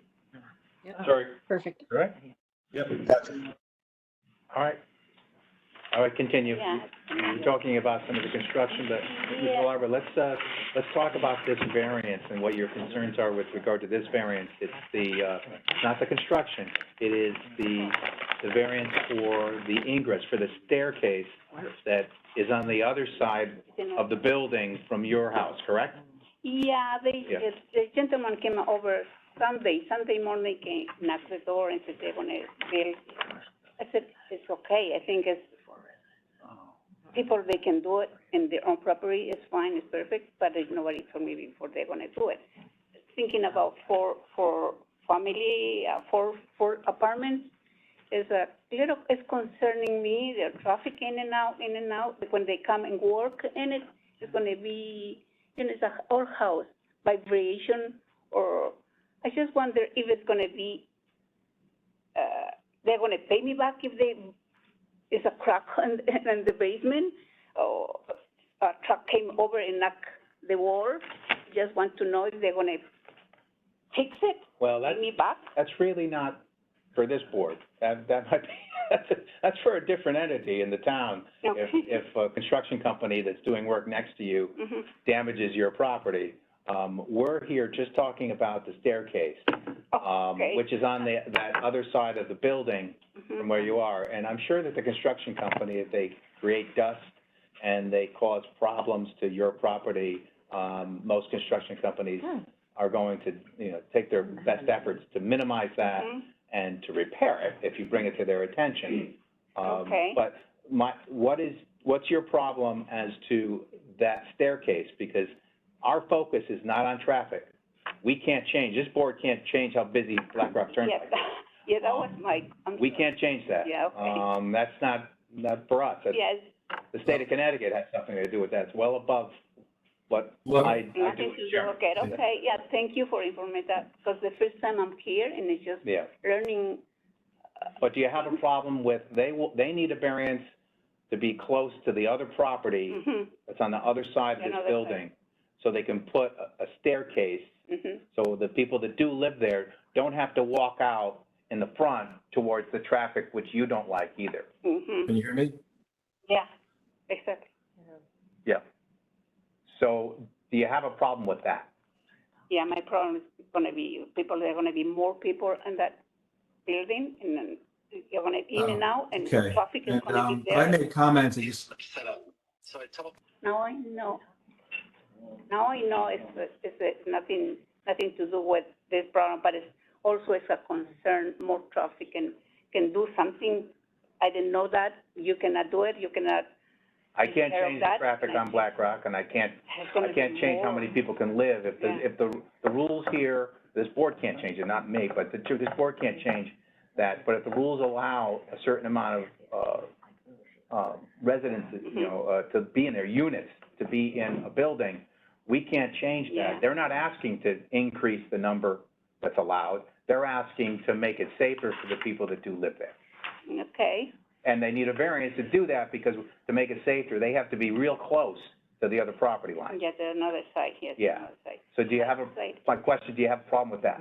No, no, no. Okay. Definitely not. I appreciate your, For me, I said, not gonna be traffic there, in and out, like right there, it's close to my house, where they're gonna in and out, and, it's gonna causing traffic there. What happen if they come and crash, they're gonna pay me off when the people they That's come and fix that's- and work? that's a different entity, it's called the Superior Court or the police, Oh, okay. that would handle Okay. that, not the zoning board. Thank Okay. you. But thank you for your concern. You see, I'm not American, I'm a citizen American, but, every day I'm learning things. This is my first time here. Thank you. No, it's okay, and we welcome your comments. Okay. Anyone else in opposition to 831 Black Rock Turnpike? Mr. Mills, you heard the comment, you heard my question to her. Do you need to say anything in rebuttal? Do you need to comment on that? No, not at this time. I mean, as far as traffic, I don't presume it to be any busier than it was previously. It was a, commercial entity on the first floor. It was 2 apartments upstairs. It's now becoming, listed for residential, so Well, let me ask you this, though. As to some of her comments during the comments about the construction, would you tell the contractors to just be careful with the property and oh, yeah. make yeah. sure that they, Yeah, I mean, I don't know the items that she's bringing up now. We've never had any issues.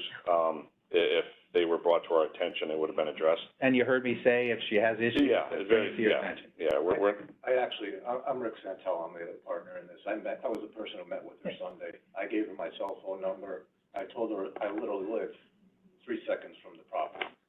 I said if there's any questions or concerns, she could call me on whatever. The main concern was vibration, whether sheet rock cracking, the plaster, and the foundation. I assured her there's no vibration, it's just a small addition on the other side. You're not doing blasting, so. yeah, no. Thank God. Okay. So she has my cell phone number. I live around the corner. She could call me at any time. Believe me, there won't be any issues on her end. If there are, we will address them. All right. Well, I appreciate that. Thank you. But that was a concern, so now you know that. Okay. I think we're done on this. I'm gonna close the hearing. Thank you for your comments. Thank you. Ms. Villarba, for your comments. Close the hearing on 831 Black Rock Turnpike.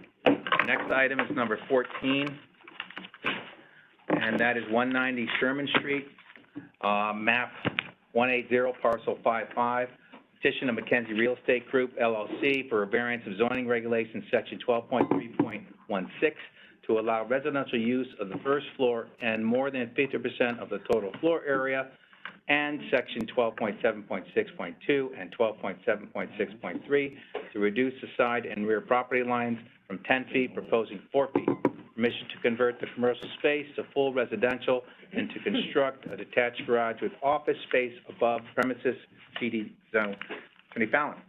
Thank you, Mr. Chairman, members of the board. For the record, my name is John Fallon. I'm representing the Mackenzie Real Estate Group, who owns the property at 190 Sherman Street. Although the property is located in the Center Design Business District, it has been utilized as a residence periodically for many decades since it was constructed in 1917. If the address sounds familiar to you, it's because we were in front of you in June of this year, and we made an application for approval of a small addition constituting 287 square feet for purposes of converting the use of the property to office use only, in conjunction with a contemplated occupancy of the building by an office for human resources consulting.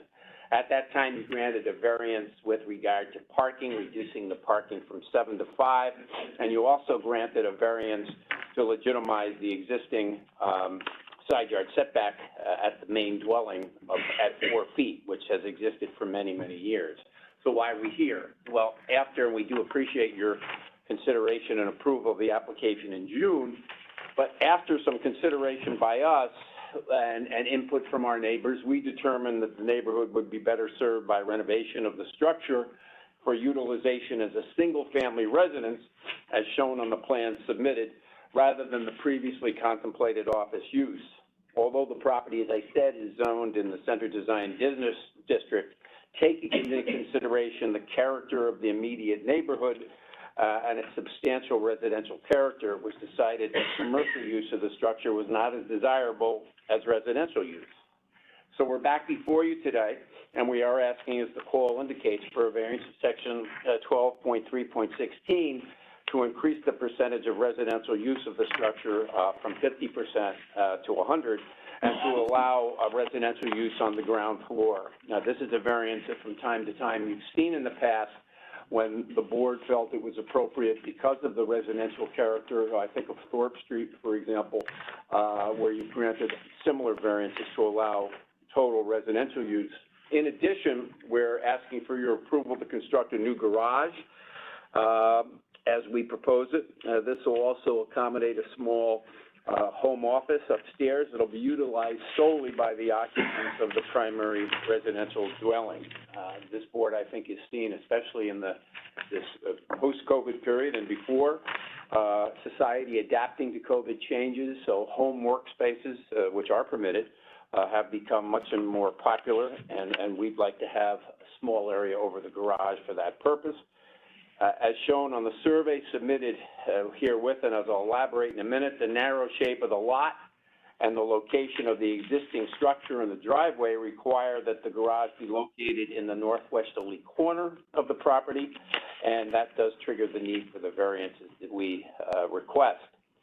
Variance of sections 12.7.6.2 and 3 are requested with regard to the locating of the accessory structure 4 feet from the side property line and from the rear property line.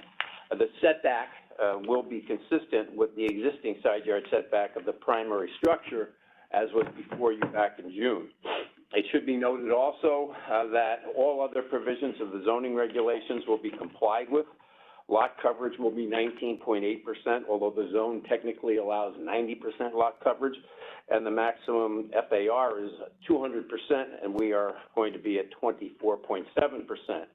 There's not going to be any material exterior changes to the existing primary structure, which is very much in keeping with the character of the neighborhood, and obviously all parking requirements associated with a single-family home will be more than provided for with the 5 spaces that are maintained on site. So under 8-6, you want to look at 2 things. As you know, whether or not anything that is proposed here is going to substantially affect the comprehensive zoning plan, and whether there are factors with regard to the property that constitute hardship as our case law defines it. In this particular case, the use to be made after the variance is granted is a permitted use under the regulations. Residential use is allowed in the zone, and pursuant to the Egan case, that would satisfy it. The residential use, as I've said before, we feel is very much more compatible with the substantial residential character of this portion of Sherman Street, and the renovation of the existing house is going to significantly improve the aesthetics of the property. It's going to harmonize with the character of the neighborhood, and we think will enhance residential values. The new proposed garage structure, as designed by Ed Clementi Architects, I think is attractive. It harmonizes with the existing structure and the character of the neighborhood, and it's going to have, I think, a strong aesthetic benefit as well. We did go to all of our abutting property owners, and we did get a petition signed by them. We're surrounded by a couple of condominiums, and just so you have some sense, we did go to both condominium associations and get their approval. I tell you that there was a great deal of enthusiasm from our neighbors when we came to them. They were good enough to support the first application, but I think they were extremely happy to support this application because they were pleased, they all being residential uses that surround us, that the house was going to be restored to a nice single-family residence. So we've certainly covered our bases with the neighbors, and I think it's fair to say they are most pleased with this change in course.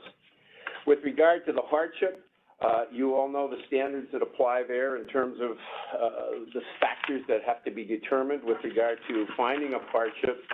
In this particular case, the application of the variance, the application of the regulation pertaining to limitation of use for residential purposes in the center district, I think does create a hardship. It's particularly inappropriate here where you have, as I said, a portion of the zone and in this street that is substantially residential in character. So that we think that this application, and as you've sound before on the Thorpe Street application and others, sometimes hardship is created when you have a situation where residential character is better served by a residential use and therefore a need for the variance that we seek. With regard to the side and rear yard setback, that is driven very much by the narrow shape of the lot, as well as the location of the existing main structure and the existing driveway. I cite cases in my material that the historic location of such legally protected non-conforming structures on a lot create a proper basis for a finding of hardship. And I also cite cases that the unique or narrow shape of a lot has been found to establish hardship, especially with regard to the granting of variances pertaining to side and rear yard setbacks. And as I say, the side yard setback here will be consistent at 4 feet with the existing house itself, which has been non-conforming at that setback for over a century. So in summary, the proposed utilization of the property as a residence, we're excited about. We think it'll be very much in harmony with the character of the neighborhood. The architectural design of the new garage, I think, is attractive and will harmonize with the character of the neighborhood. In addition, the neighbors were excited that we're building the garage because that's going to provide opportunity for enclosed parking on the site, which is not only good for the occupants of the house, but also for the neighbors.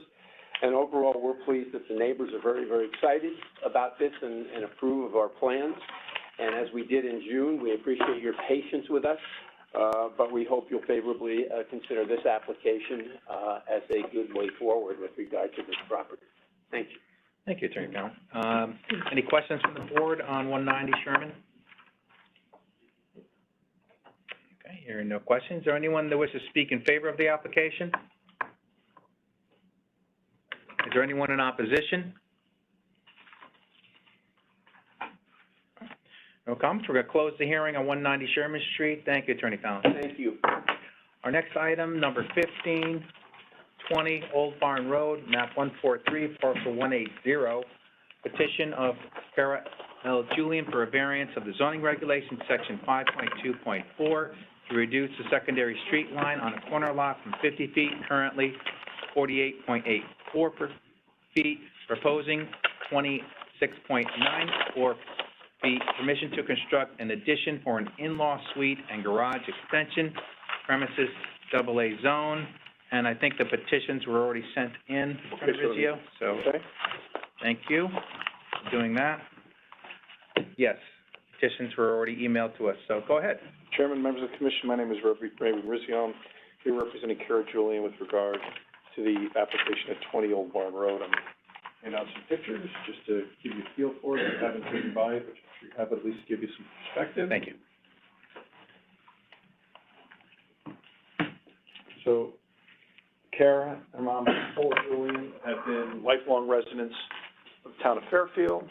Kara's dad died recently, and her mom, Paula, would like to move in, and we're proposing an in-law apartment and an expansion of our garage from two to three cars. This is a very unique property. It sits on the corner of Old Barn Road and Round Hill Road. And I'll kind of taking you through the tour before we go through the pictures. So this is Old Barn Road, and the house is basically acclimated and looks as if it's an Old Barn Road house. Clearly, the driveway comes in along Round Hill.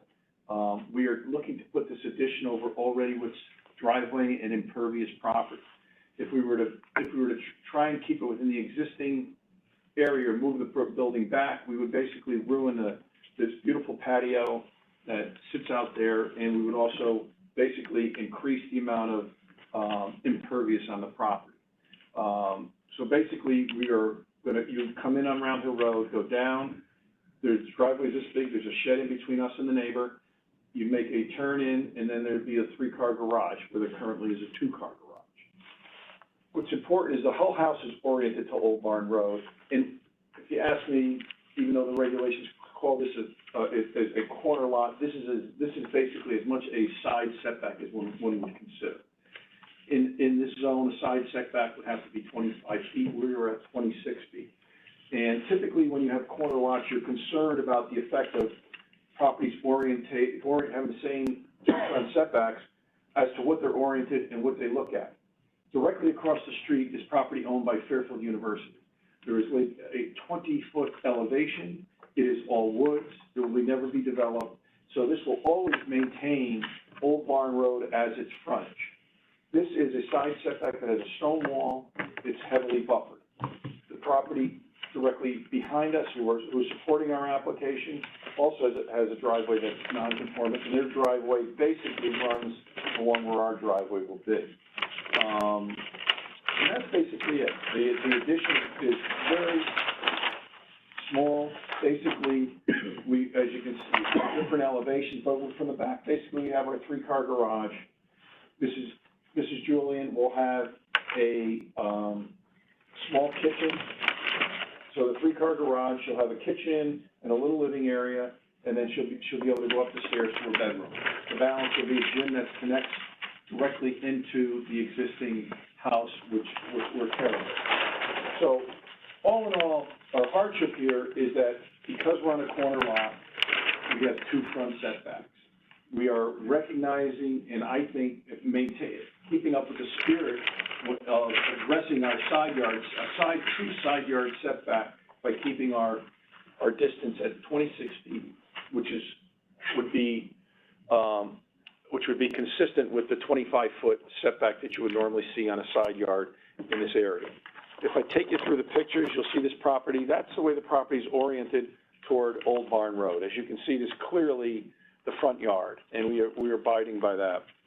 If you go through the pictures real quickly, if I can do this, you'll see this is the rear yard. You'll see the front as you come off Round Hill Road is what you see in front. As you can see, there's large trees and buffering. You make a quick right as you come in, and then there's the driveway. So what will happen is there's an existing driveway. I showed you this picture just to show you the extent of the buffering that exists between the properties. Between the street. So this will never look like a front setback. It's basically a side yard, and this is the driveway. So basically, the new addition will go, you see where those cars are parked? It'll be inside where those cars are parked, attached to the existing building. So the existing 2-car garage will come down. It'll be replaced by a 3-car garage that will go basically within the area. And as you can see, this is another look of it going back. As you can see, there's no negative impact on any of the properties. This is property across the street.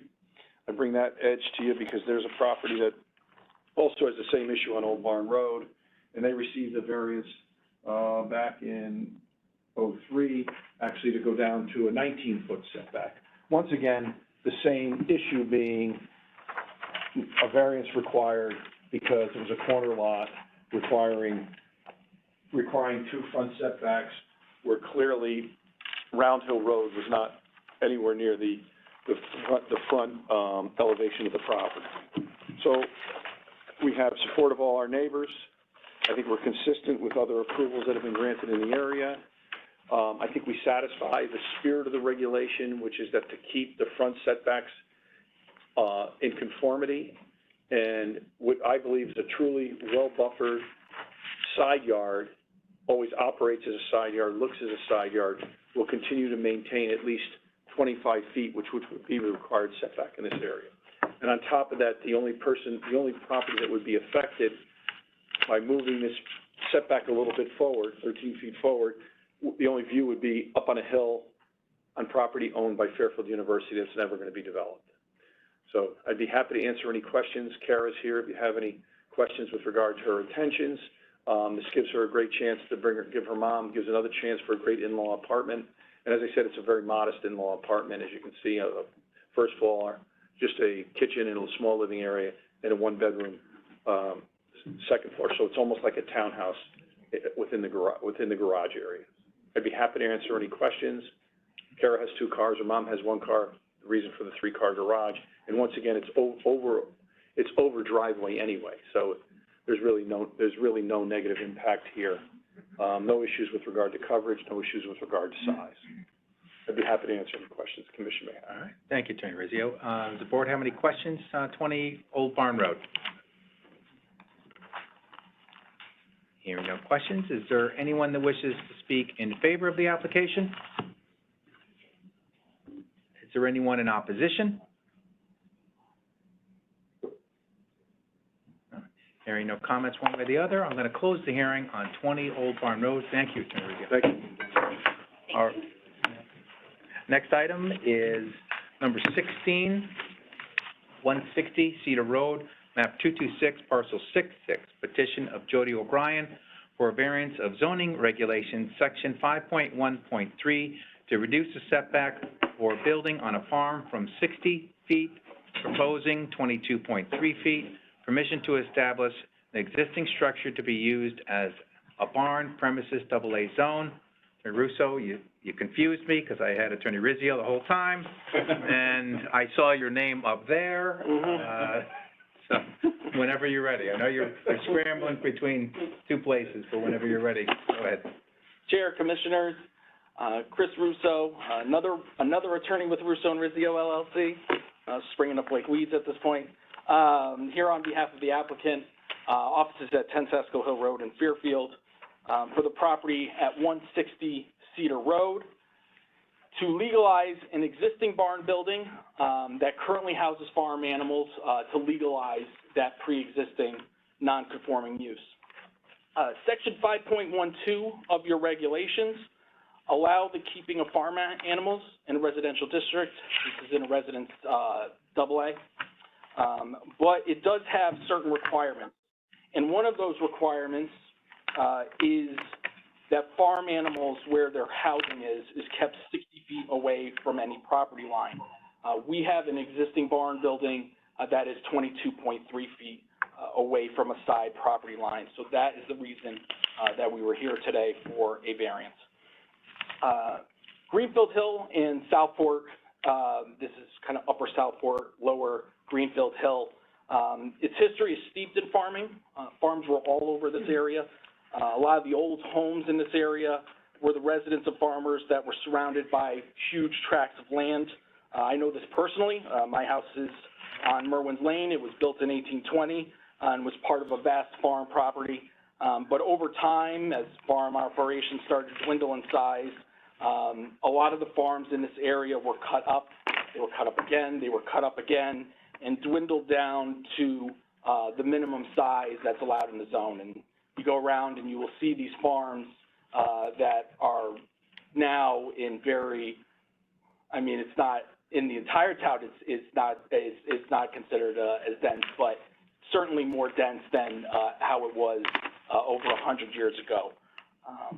So the funny thing is that really it's the residential development that has occurred in this area that has encroached on these former farms and their farm buildings. And that is the case here.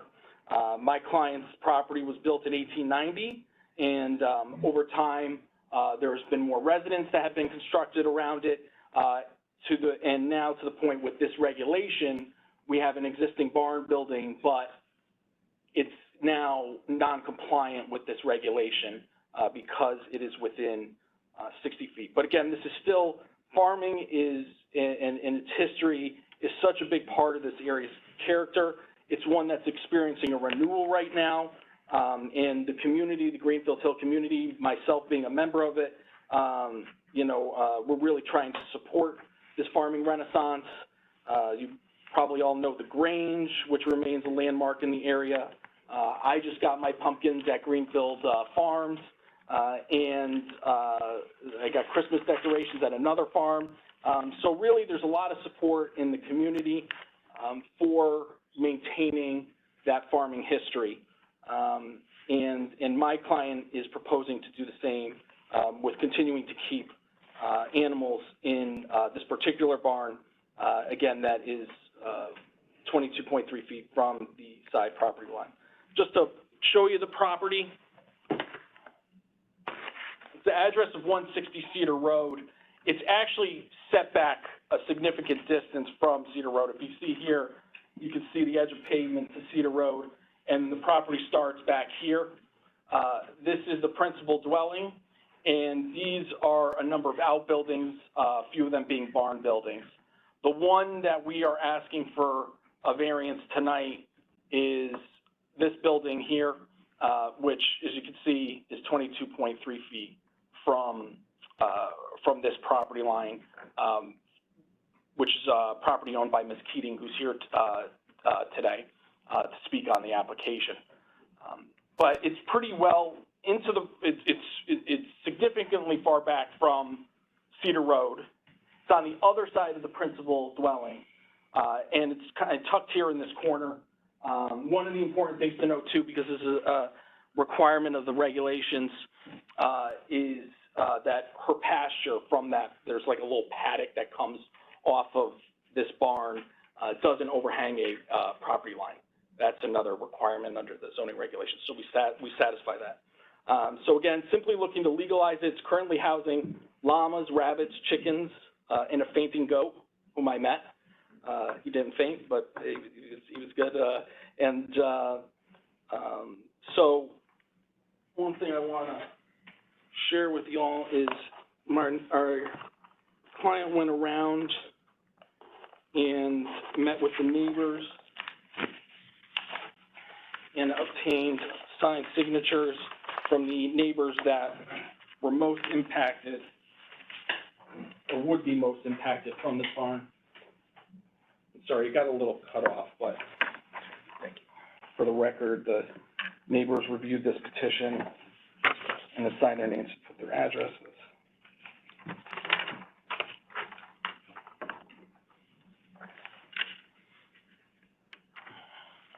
The other thing to hand out that I think will really help is to see where these signers live, where their properties are, as they would be the most impacted.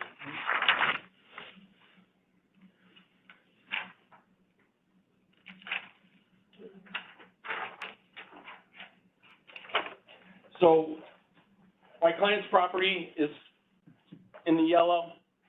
I circled in a light blue color where that barn building is. And again, this is actually a good one too to look at. See Cedar Road. You can see Cedar Road running here to the south, and you can see the principal dwelling in between Cedar Road and where this building is.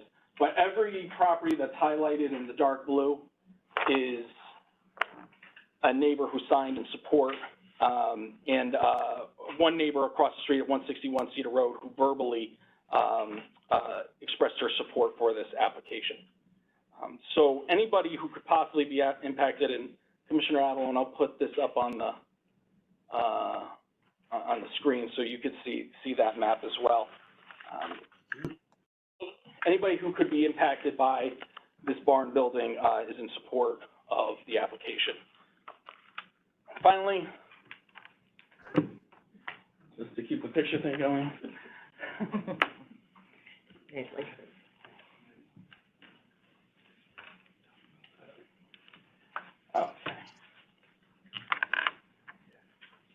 So just some pictures of the property.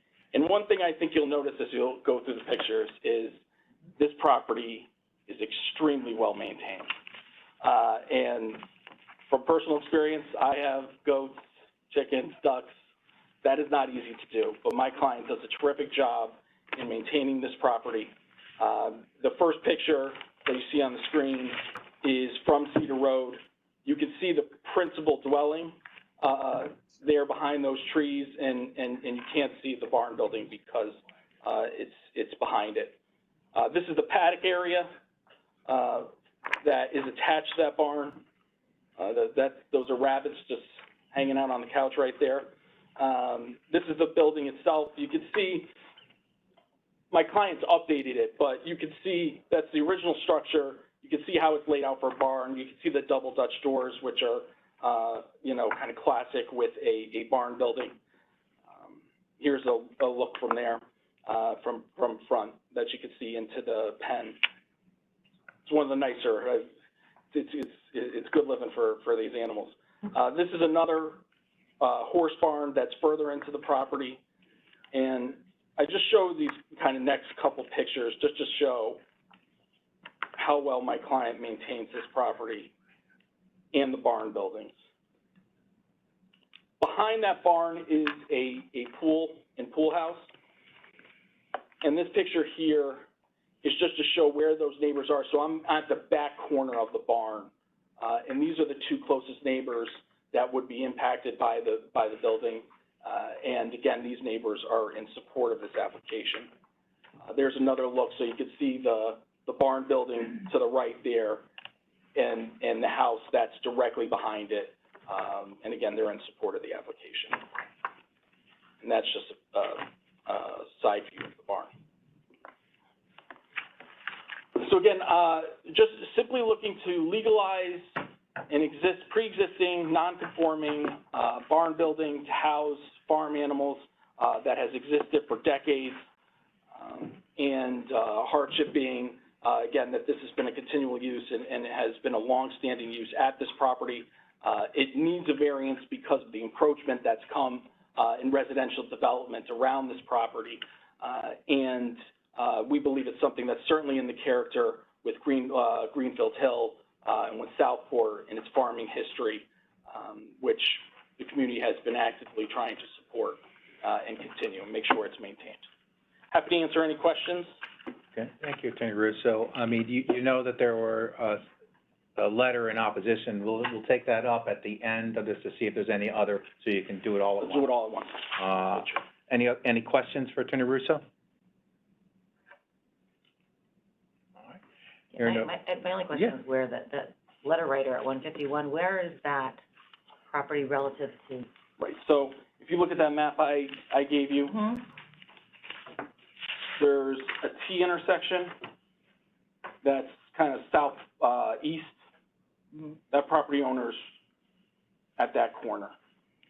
And so there's a row of houses in between them and this barn, and as well as my client's principal dwelling. So in quite a significant distance there.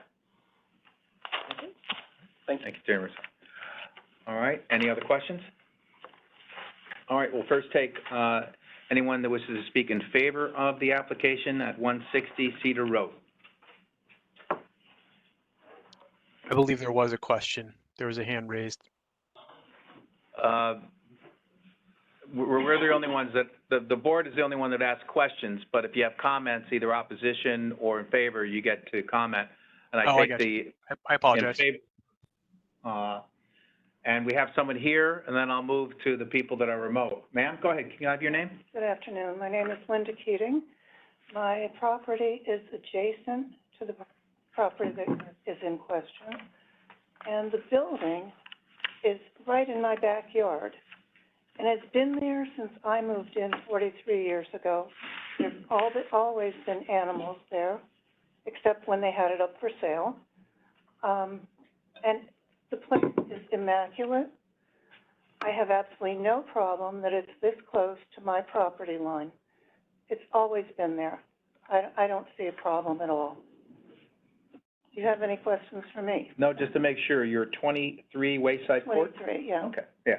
We always put the address when people speak. Oh, I'm Okay? sorry. No, that's all right. That's what I'm here for. Do you have anything else? No. Okay. Is there anyone else here, in Town Hall that wishes to speak in favor of the applicant? Thank you, Ms. Keating. Anyone else in favor? Here? Is there anyone remote that wishes to speak in favor of the application? Yes? If, unmute yourself and then give us your name and address, please.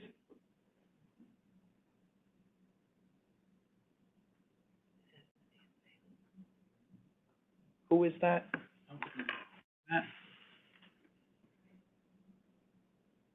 Oh, they're in opposition. They're in opposition, yeah. Was there anyone else in favor? Okay.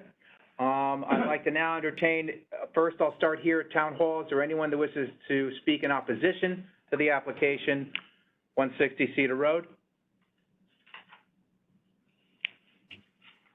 Okay, now I'll turn to remote. I know that we have at least one set that wants to speak in opposition, Mr. DeRocher and Ms. Johnston. Make sure you unmute yourself. I'll take you first. And I know there's another person that has a hand raised. Who is that, Mr. Deck? Mr. Congello? All right. Go ahead, Johnston DeRocher. Thank you very much for a chance to speak to you all tonight. I am John DeRocher, and this is my wife, Sarah Johnston, and we live at 151 Cedar Road, on the other side of Cedar Road from 160. And we have lived, we're 40-year residents, 43-year residents. We're obviously both very attached to our neighborhood, and I like our neighbors and the peace and the quiet and the respect we all have for each other. And my hope tonight is that you'll be able to hear what everybody's got to say and help us resolve these concerns that we have about the proposed variance. The first is that we don't understand why the residents needs the variance and why now. You know, there's already a setback variance on this property for that building. This variance seems to push the limits of the existing one. All we can imagine is that they must be intending to expand the number of animals that are on that property and perhaps expand their business and increase the number of a number of animals that they actually let sleep there. I don't know what the correct terms are. We didn't know there were animals there, so. Well, I didn't. they are. We are, we're very opposed to allowing more animals on the property. And we're also very opposed to letting them live closer to property lines. Anywhere. We worry that passage of this variance would also provide a precedent to support other such variances in a residential zone here, and I guess theoretically anywhere in our community. In a way, it would legalize, and I guess if those animals are sleeping there, that's maybe important. I mean, in a way, it would legalize and normalize allowing livestock to be housed closer to property lines. And by normalize, I mean that, you know, other folks would look at that and say, hey, you know, they're doing it over there. Maybe we should give it a try on our property. We have in years past had experience with this with one property that had a chicken coop put up, and the town rightfully took it down.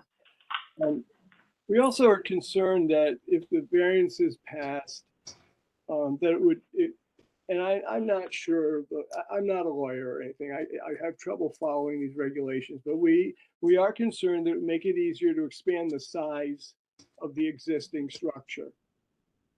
I heard somebody earlier tonight say there's no crystal ball, but that is something that that we do worry about.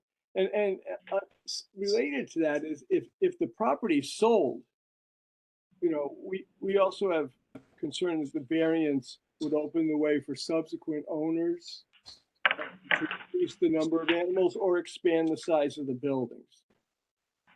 Those, in a nutshell, are the main things that we are concerned about in passing this variance. Thank you very much. Thank you, Mr. Trojan, Ms. Johnston. Mr. Congello?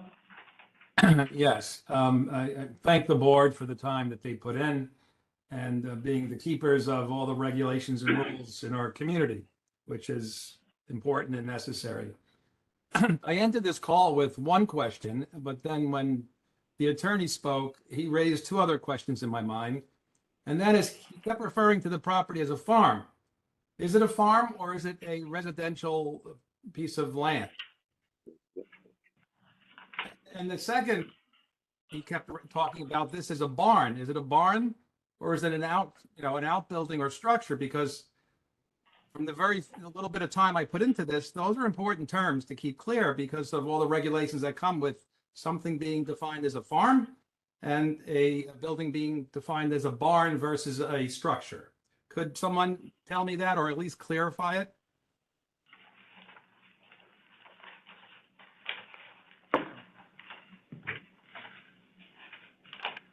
Well, when it's going to house animals, it's a barn. So the existing. And when it's a garage or a shed, it's an outbuilding, accessory structure. Or if it could be a raised platform for a pool, and that's an accessory structure. We had that today. Those are accessory structures. They have certain regulations as to the barn buildings. They have their own set of regulations. So if it's going to have some animals in it, it's going to be a barn. And that has a certain requirement with it. But they're looking here is simply to legitimize this as a barn because it has a particular setback. Right. So it's today, it's not a barn. They want to become a barn. It's just like before, if you heard a couple other things, you had people that had a deck. Well, that's always been a deck, but it wasn't legitimized, and they came here to legitimize it today. But So that's, understood. I normally don't answer questions, but I know it's concerned it's DeRoche or Johnston. There is no presidential effect, and you can ask any of the attorneys when they raise things that it's precedent. This board ignores it under my strong advice because it's every property is unique. And if they wanted to expand this and go one side or the other, they'd have to come back to this board because where they expand it would be within the setback.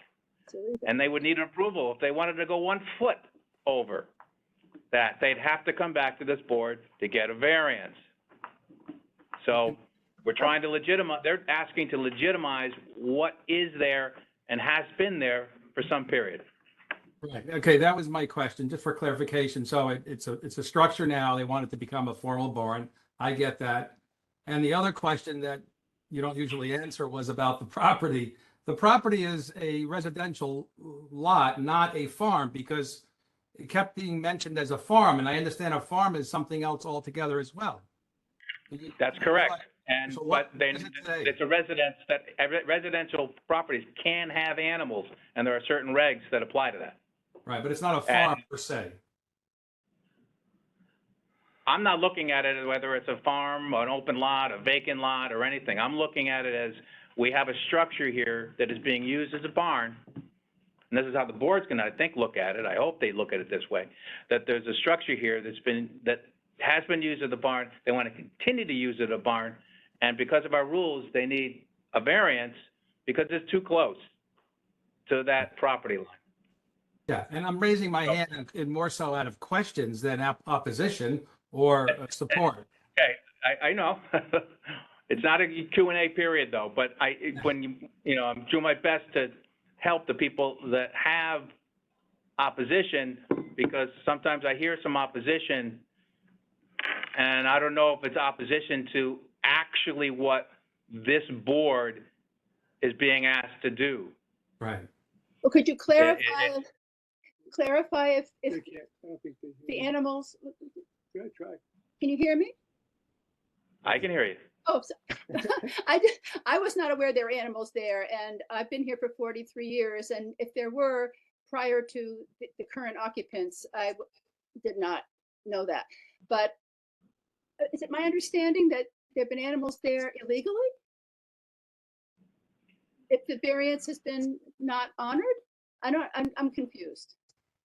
No, well, if someone brought it to their attention that the barn was too close, that's why they have to come. Sometimes people have a deck that they didn't get approval for, and technically, they got to come and try to legitimize that, and that's what this board is for. And I think Ms. Keating has been here a while, and she backs up to it, and she's seen animals for a while. Well, no, obviously, they came in the 90s, but I'm just wondering, so basically you can sort of do that until you're cited, and that's fine. I'm just confused about how these things are enforced, I guess. Well, that's how they're enforced, when people bring it to the zoning department's attention. Thank you. So now And then they bring it to this board. If it's not done right, they bring it to this board to see whether it can be done right. okay, so you And are, that's where, you are aware then that this is illegal, what's happening? I just want. it's not illegal what's happening where it's located. There's a zoning regulation. You're being a little too strong saying it's illegal. Oh, okay, well, that's what it violates the regulation. we need you for that, so you can clarify. Thank you. Yep, okay. Anything else, Mr. Congello? No, but I did have to yield time to the DeRoches. That's Sorry. Yep. No, I'm just kidding. No, like I said, I entered this with just questions, not opposing or supporting. It's just a question that I need clarification on. That's all. Okay, anyone else in opposition?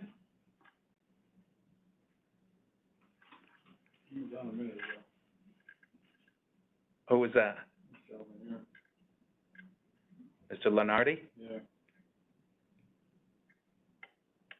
Mr. Lenardi, did you have comments? I'm good, thank you. I appreciate it. Okay, very good. All right. Senator Russo, I'll be brief, Chair. you can have your comments. Comments on top of what you said. You answered a lot of them, but just a few things that were pointed out. Regarding the use of this building, what we're saying, and we had Ms. Keating, and we thank her for coming up and speaking, the purpose of her coming up and telling you about the fact that there have been animals here living in this barn building as long as she's lived here. So what we're saying tonight is that this was a pre-existing condition, that before these regulations were in place, animals were housed in this barn. And so that could, in our opinion, continue in that barn. But why we're here, because I know one of the neighbors asked a question, why are we here for a variance?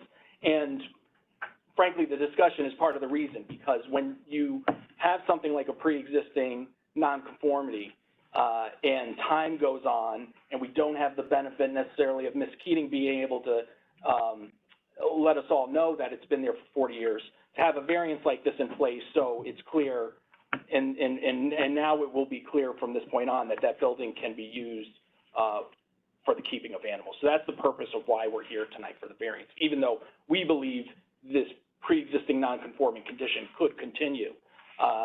We believe the variance will help resolve this once and for all.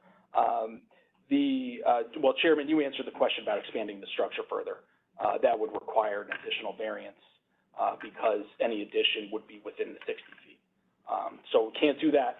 The question of more animals, there's only so much you can pack into a barn building. So the size of the building restricts the number of animals.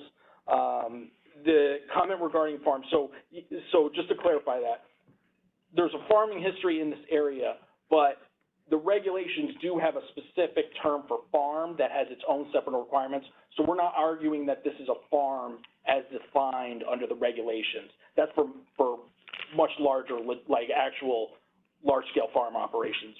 So that's not what we're saying. We're just saying that there's a farming history in this area, keeping of livestock. We're just looking to continue to keep livestock within that barn building. There's also something, it was mentioned in the letter, but wasn't mentioned by the neighbor. He referenced a building that was built 23 years ago. That's this building, which is outside the setback. The building we're talking about is one of the original buildings with the property. Chairman, I think you answered the barn and outbuilding question. So I think that answers all questions. We respectfully request your approval to legalize this pre-existing non-conforming use to keep livestock within it.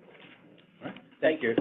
Attorney Russo, I'm going to close the hearing on 160 Cedar Road. Thank you for comments and questions remotely as well.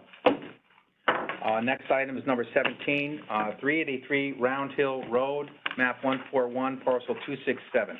Petition of Thomas W. and Melissa H. Miller for variance of zoning regulation, section 5.2.4, to reduce the sum of two sideline setbacks from 25 feet, currently 32.8 feet, proposing 17.4 feet. Permission to demo a detached garage and build a new attached garage with a second floor addition, premises A zone. We have a tag team up here ready to go. Here we go. Thank you, Chairman and Board. My name is Thomas Miller. I live at 383 Round Hill Road with my wife and two children, 5 and 7. We've been there for 10 years. Our home is a 1919 home. It's on a pre-existing non-conforming lot. We're seeking a variance to expand the demo our pre-existing garage that's in a non-conforming space and in a wetland and rebuild it attached to our house with a second story. You're seeing the drawings here. You can see the existing garage detached from it. That's in a wetland area. What we're trying to do is move that up to the blue outline, maybe in the next drawing, and have it attached.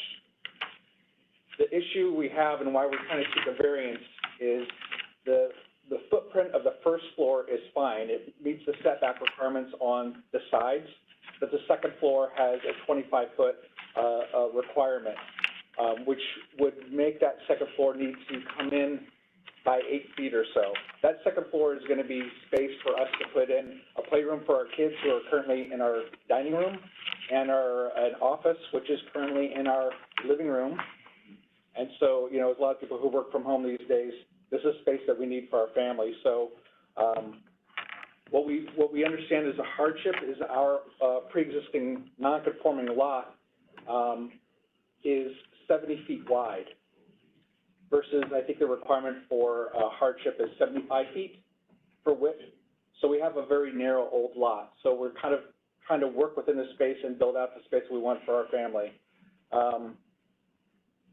Also, I have to say, we've looked at expanding our home to give us the space that we need in a few different ways, but what's interesting about our property is the backyard is pretty much all in the wetlands. So we've been working with the Conservation Department on how we can actually build space in here. And this is the footprint that we've had, that we've looked at because we can't build on our existing garage, we'd have to tear that down and rebuild it anew. So we've gone through a lot of rounds of plans to try to fit within the very small space we have to work with, but we can't actually add space to this lot unless we can have that second floor have a little bit wider space. So that's why we're here seeking a variance today. All right. Thank you, Mr. Miller. Let's see if the board has any questions. One, just so I understand, you're taking the garage and basically moving it forward, but the way the house is angled, when you go side by side, you become a little bit closer to that side line, if I'm looking at the map, right? Well, right now, the existing structure is not conforming, and we can't build on it all because it's in a wetland. It's been there for a long time, it's grandfathered in, so that just has to be removed.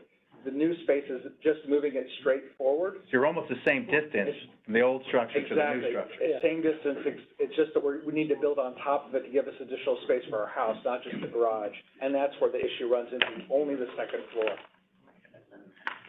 Okay? I believe the setback that they would have would make us have to indent from the drawing you see about 8 feet. It would make the second floor all but useless. It's not enough space for us to be able to do what we need with our family. All right, any other questions? All right, no other questions? Is there anyone that wishes to speak in favor of the application? Is there anyone in opposition to this application? It's 3883 Round Hill Road. All right, no comment. I'm going to close the hearing on 383 Round Hill Road. Thank you, Mr. Miller. Thank you. That closes our public hearing. I'm going to take a 10-minute break. We'll be back here about at 5:30 to take up all these matters. Can you hear us? Yes, I can. All right, we're on. Ready? Call back to order, Zoning Board of Appeals, Town of Fairfield, December 1, 2022. We have 17 matters to be decided. I'll take them in the order as presented. First one is 85 Split Rock Road, petition of the Lessers. Attorney Fitzpatrick presented this. It's to construct a detached garage. Entertain a motion to approve. So moved. Katie had that one. Is there a second? Second. Please. See how many we can box Mr. Avalon out on moving or seconding, since we have the advantage here. I may simply cede based on the delay, Mr. Chairman. I know. We're taking full advantage of this. Discussion. Seems reasonable to me. Yeah, I think the property has an unusual configuration. I don't think that it is an undersized lot, and I don't have any problem with granting it. Not a I square think house. as long as he improves his playing, I think it's a good thing. And it's not part of this, but maybe some extra insulation for soundproofing, just in case.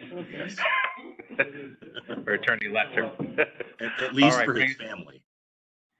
All right, bring it to a vote. Brian, you normally sit on the far end, and I'm going to keep it that way, so you're fourth in line. Yes. Yes. Yes. Brian? Yes. Yes. It's granted. Number two, 117 Churchill Street. This is the petition, Mr. Hughes, Attorney Fallon presented this to legitimize the increase in open porch and steps for egress. Entertain So a moved. motion to, oh. Let you finish. Bam. Second. Yeah, technically, you should have said, you have to wait before me to say entertain a motion, for you to so move. But I'll let that one go. I'm trying to Discussion. time the delay, Mr. Chairman. All right, discussion? I mean, this is a de minimis increase. I appreciate that they need to comply with the commercial building code rather than the residential, and that was something they were unaware of. No one seemed to be aware of it. And so I'm satisfied that variance should be granted, personally. No bigger than what was And there right, Less than a originally, percent. yeah. originally, and they have a code compliant staircase now. Yep. Bring it to a vote. Yes. Katie? Yes. Yes. Brian? Yes. I think you said yes early, yes? All right, that's granted. Number three, 41 Old Elm Road. Candini presented this for herself to construct the rear deck. Entertain a motion to approve. Oh, no, Ms. Petruski, presented this. Is there a second? Second. Terry? Discussion? I think she could make a lot of money if she sold that PowerPoint template to people. I think it's a reasonable request. I think it's a good use of space, and it's not going to bother anybody. Yeah, and they only have 8,000 square feet. They need 20,000, so it fits into a hardship there. All right, bring it to a vote. Katie? Yes. Yes. Brian? Yes. Yes. That's passed. Number four, 205 Autumn Ridge. Ms. Koski presented this application to construct side deck and legitimize the previously built rear deck. Entertain a motion to approve. So moved. Thank you, Terry. Is there a second? Second. Thank you, Katie. All right, discussion. I'm going to say it my one time for the week. It's a de minimis request. I think They probably should have got it right the first time, but still, it's good. 0.37%. All right, Katie? Yes. Yes. Yes. Brian? Yes. Yes, that passes. Number 519 Naps Highway, petition of Ms. Alexovich to construct a two-family dwelling. Entertain a motion to approve. So moved. Thank you, Terry. Is there a second? Second. Elise? No, Elise? Discussion? The whole neighborhood. Yeah, it's that neighborhood, and you know what, it's, you know, to go over, we're like, what's it, 200 feet over, so we have to make it for this as opposed to the in-law. Right. Right. Right. Yeah, and there's no other variances requested, right? No other, Yep. That's right. No. no That's it. covers, no FAR, no setbacks. All right, bring it to a vote, Katie? Yes. Yes. Yes. Brian? Yep. Yes, that passes. Number 6, 171 Birch Road, a petition of Carlton's, Mr. Meehan presented as well, and it is for legitimized pool equipment pad. Entertain a motion to approve. So moved. Thank you, Lee. Is there a second? Second. Thank you, Brian. All right, discussion? And this is a FEMA property that has to make it FEMA compliant. They had to bring it up to 18 inches, and I think it should be approved on that basis. Yep. I agree. Yeah, I also think it's more than reasonable. They stated they wouldn't be able to see it. No one can see it. All right, Katie? Yes. Yes. Yes. Brian? Yes. Yes. Number 7, 212 Buena Vista, Kinsley application. Ms. Ventreschi presented this one as well. They want to construct a rear one-story addition and deck. Entertain a motion to approve. So moved. Thank you, Brian. Is there a second? Second. Thank you, Katie. All right, a discussion?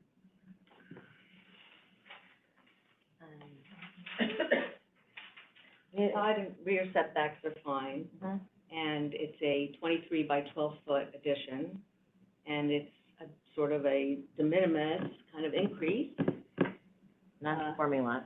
It's already a non-conforming lot. Just under 2,000 square feet, and they're small lots at the beginning, so 2,000 square feet from what you need Yeah. makes your percentages look A lot bigger. a lot bigger than they actually are Right. when you look at them. And it's still only 3%. All right, Katie? Yes. Yes. Yes. Brian? Yes. Yes. That passes. Number 8, this is 2081, 2082, 2088, Fairfield Beach Road. Attorney Rizzo presented this. We'll be taking the other one separately. There are 2 agenda items, so we have to take them separately. And this is to construct a detached garage with finished loft. Entertain a motion to approve. So moved. Thank you, Terry. Thank you, Terry. Is there a second? Brian. Thank you, Brian. A dejected second. Remember, we have, Ms. Zecchi, spoke about this as well. Who, Yeah, I was think the person who spoke in favor spoke well. It's good for the neighborhood. It's gonna look very nice. And it doesn't create any conflicts or issues in the surrounding area. I agree. All right, Katie? Yes. Yes. Terry? Yes. Yes. Brian? Yes. Yes. And number 9, 2087 Fairfield Beach Road. Attorney Rizzo presented this. This is to do that lot line revision. Entertain a motion to approve. So moved. Katie, you got that? Second? Second. Discussion? Same statement as the previous case. It was well made by the person standing in support from the community. It will serve the community well. All right, Katie? Yes. Terry? Yes. Yes. Brian? Yes. Yes. Granted. Number 10, 263 Katona Drive. Fenway Realty, and Mr. Zumo presented this. It's to construct two-story second floor addition with attic addition. Entertain a motion to approve. So moved. Thank you, Elise. There's a second. Second. Thank you, Terry. Discussion? I don't even know what, I haven't taken geometry in a long time. I don't know how to describe the shape of that lot. Well, that's what it is. The configuration of the property in itself is a hardship here, I think. So describe, I mean, the fact that I can't describe the shape of the lot, is, Unimaginable. it's not a, you know, I'm not saying it artfully, but, I think, it kind of proves the point. I drew a diagram of it here on my notes,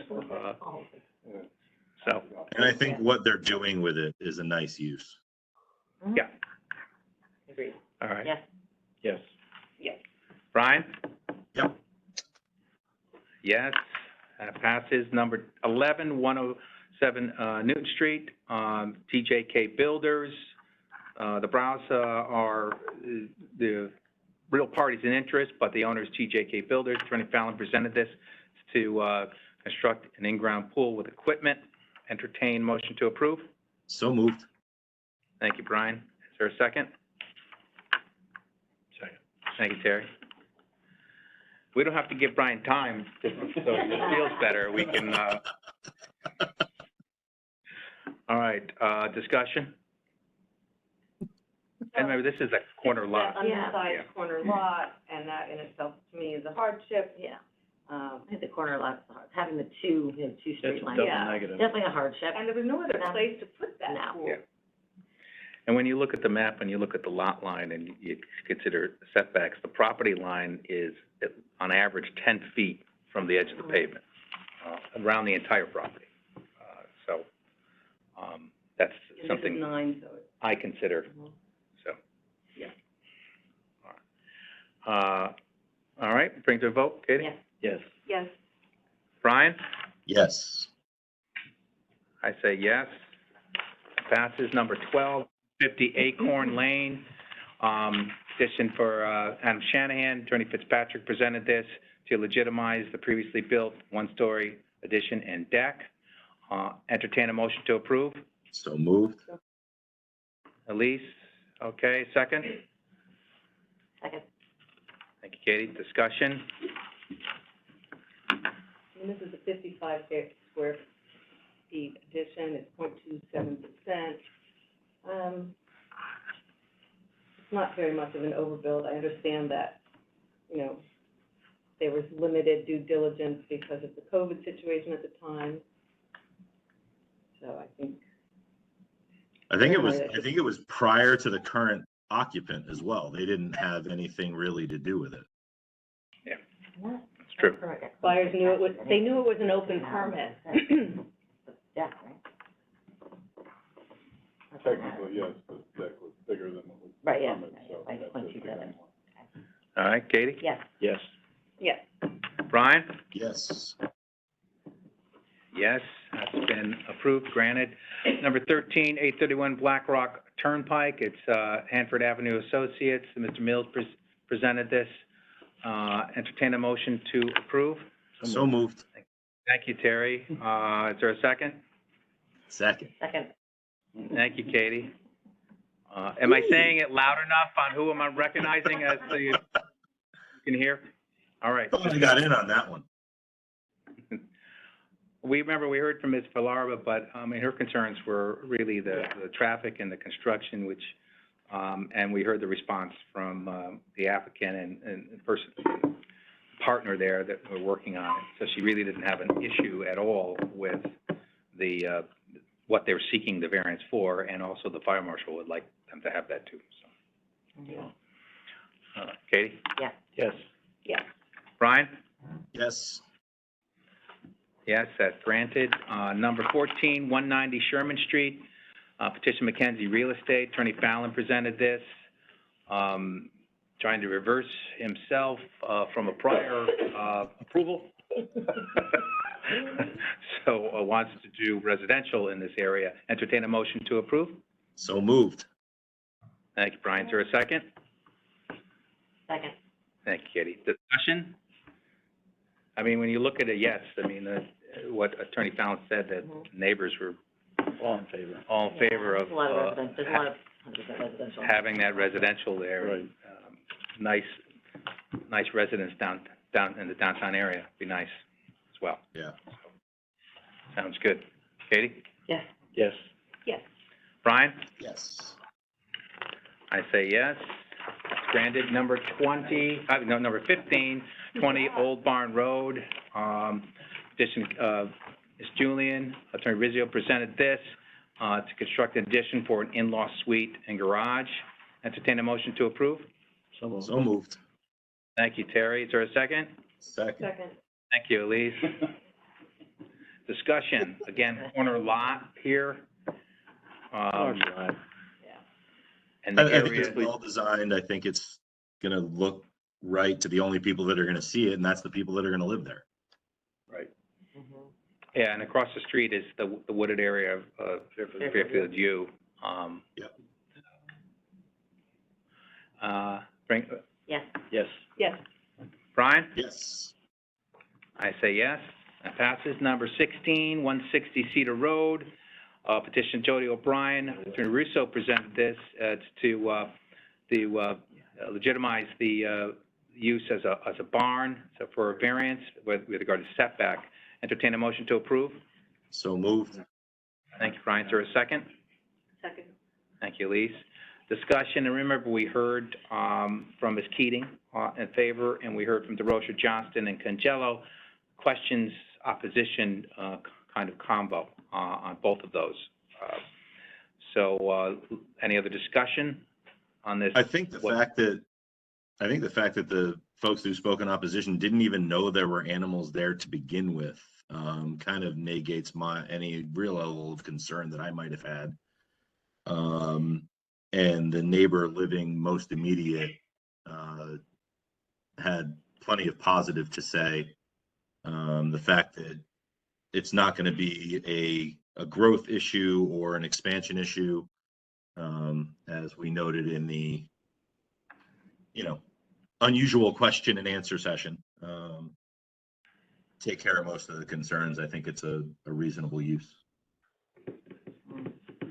Yeah, and their concerns, I hope were answered. I think they were by their acknowledgement that, and also Attorney Russo and his client bringing this to the board attention to, actually make sure it is stamped and looked at is important, because now they know, as the owner, that if they ever tried to do some expansion to that they need to come back to us. So Why don't they just move it? Well, here's my question to you, not question, observation is, even if they, because that was my question also, even if they moved it, the neighbors across the street, they don't have the same impact on their property. Like, they're not being impacted by the location of the barn in terms of, I don't know, one thing said it was odor or, even if it was moved, it would probably be moving closer to their property. yeah, but when you have historically a piece of the barn or the building there, you want to keep it in the area where it's historically been. So, I understand. Yeah. It wouldn't mitigate things. Because they moved it, they got to move it 60 feet away. Yeah, and it wouldn't. Otherwise, they mitigate need a variance. So they move it 10 feet, 20 feet, 30 feet, 40 feet. Still need a variance. Yep. Okay. All right. Yes. Okay. Terry? And, yes. Yes. Yes. Brian? Yes. I say yes, that's granted. Number 17, 383 Round Hill Road, petition the Millers. Mr. Miller presented the application. It's to demo the detached garage and bring it up to join it to the house as an garage with a second floor addition. Entertain a motion to approve? So moved. Oh, Elise got that one. Second?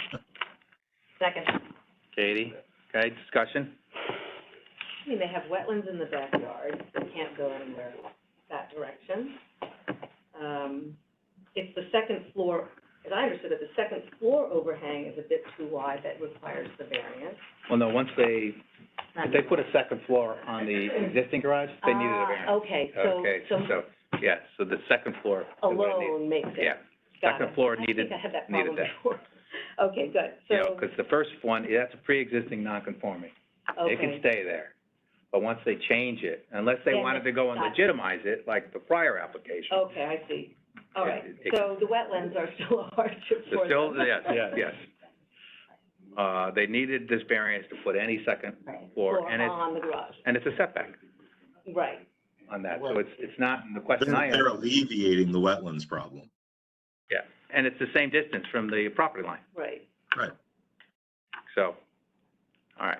Yes. Katie? Yep. Yes. I didn't even get the point to her. Brian? Yes.